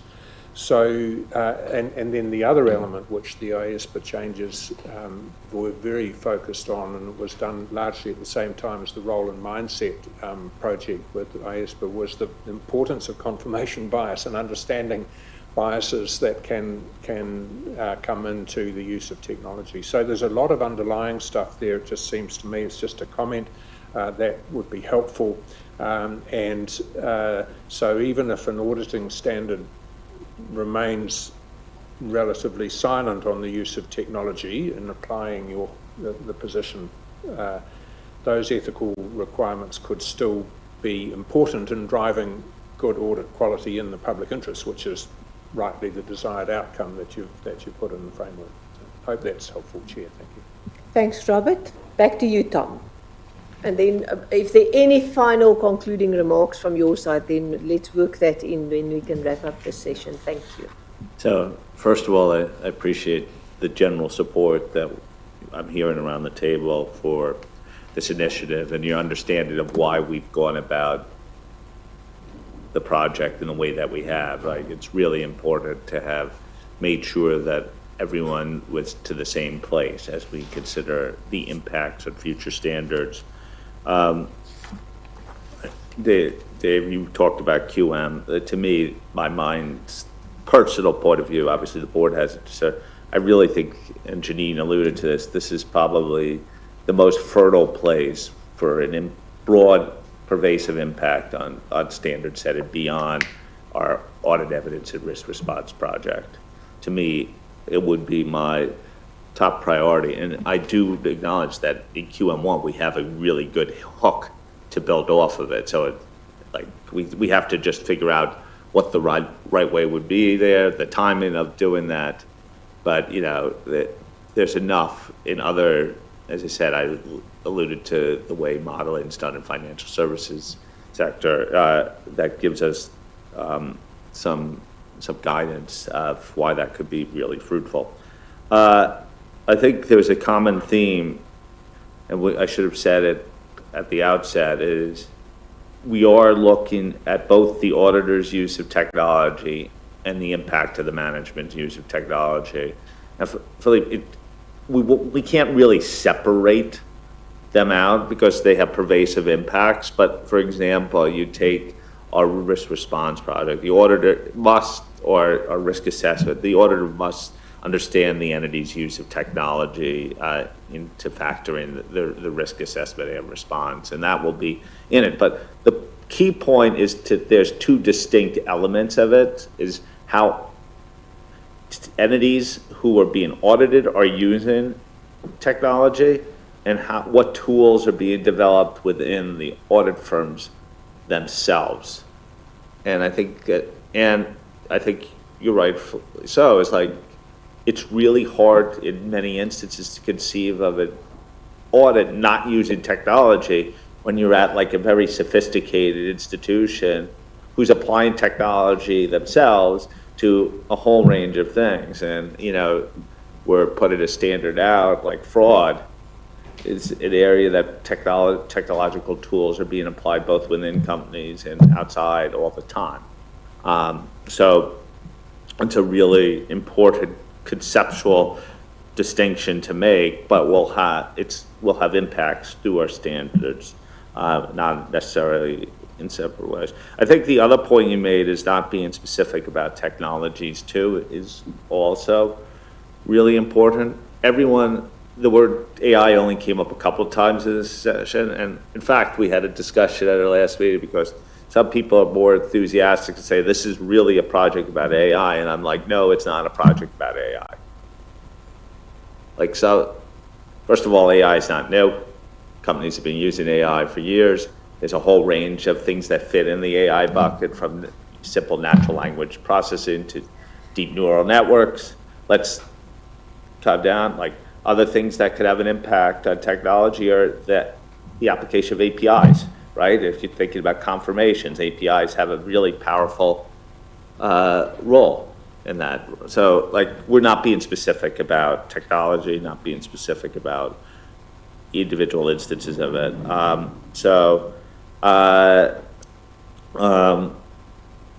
Yeah, Janine, I get your point on over-reliance. This is where QM may come into. In fact, I know a lot of people talk about over-reliance. I do think the ethical code plays a role too here. I forgot to say that in our position statement, we will have an allusion to ethics and the overlap here. Frankly, I think the real risk is the underuse of technology in the world of audit more than anything else. What I don't want is a world in which people are retrofitting the use of technology back into sort of a paper world to satisfy what the perceived barriers are to the use of technology. So, like, yes, I get the whole over-reliance issue. Your scalability point actually makes the sort of counterpoint too, is that all firms at some point are going to have knowledge and expertise on technology. And they're going to be in some instances, you're going to probably need to use technology to actually perform the requirements of our standards, whether they stand today or not.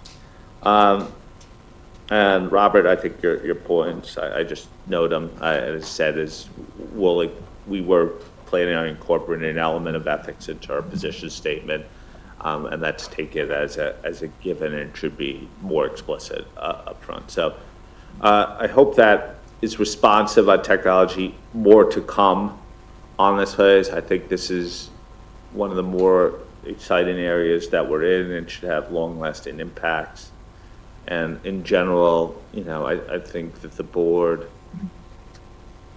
is in a really good position on finishing our big three standards and then thinking about where do we go from here on technology, risk response, and audit evidence, among others, projects. And, you know, one other thing I would say is that this also, as those big three go out and firms are implementing those standards on top of ISQM, 600, 315 still, like all of the standards that we've done over the recent years, maybe they need some time to take a deep breath after that, and we need to get this right.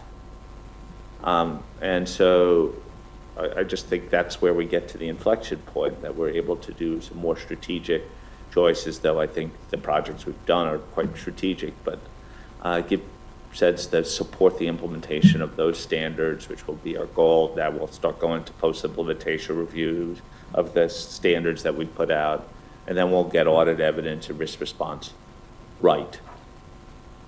And that's really important to us. So thank you. Thank you very much for that, and this was a really useful and interesting discussion for us as well. It is important, as we said, and good luck to your board, Tom, Willie, in taking this one forward as well.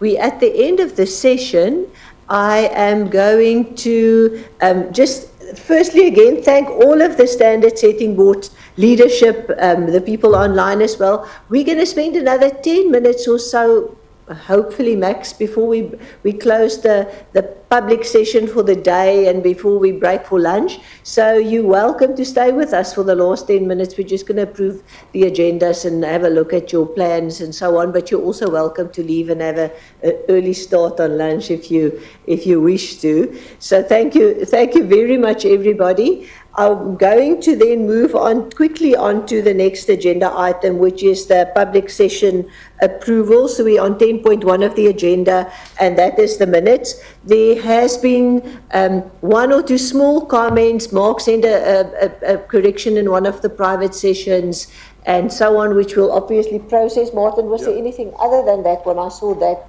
On the minutes, no. On the minutes. So can I just check with the board members whether they're comfortable to approve the minutes? Looking for nods. Thank you. We have an action list that flows out of the minutes. Quite a few of those actually relate to some of the private session areas. Martin is going to pick up on that at the end of day 3 or somewhere when we close out and we stand back. So I don't think we need to discuss that now. If you're comfortable with that, I do believe most of those things have been addressed in different shapes and forms as well. So then we can just go to the items for noting. We've got our PIOB calendar. I don't think we need to spend a lot of time on that unless anybody has got any questions Just or one issues. point on that, the date of the next SAC meeting, can you just check that with Alan or with the relevant staff member at Foundation, because I believe it's actually on election day. I seem to recall it being agreed at the end of the SAC meeting that it's going to be November 3rd and 4th or something like that. Okay, thanks, Martin. You'll pick it up and then we'll just correct that and make sure that we still have our observer available. So that's just for noting, thank you. And then we have the famous IAASB IESBA approvals timetable, really important. That's how we decide what we need to do when that's for noting. I don't think there's anything to be said on that. Everybody happy? Okay, thank you. With that, I'm also closing the public session for the day. Thank you, everybody, for your participation. We still have quite a couple of things to do this afternoon, so please go and take a lunch break, and can we all be back promptly at 2 o'clock? Thank you very much.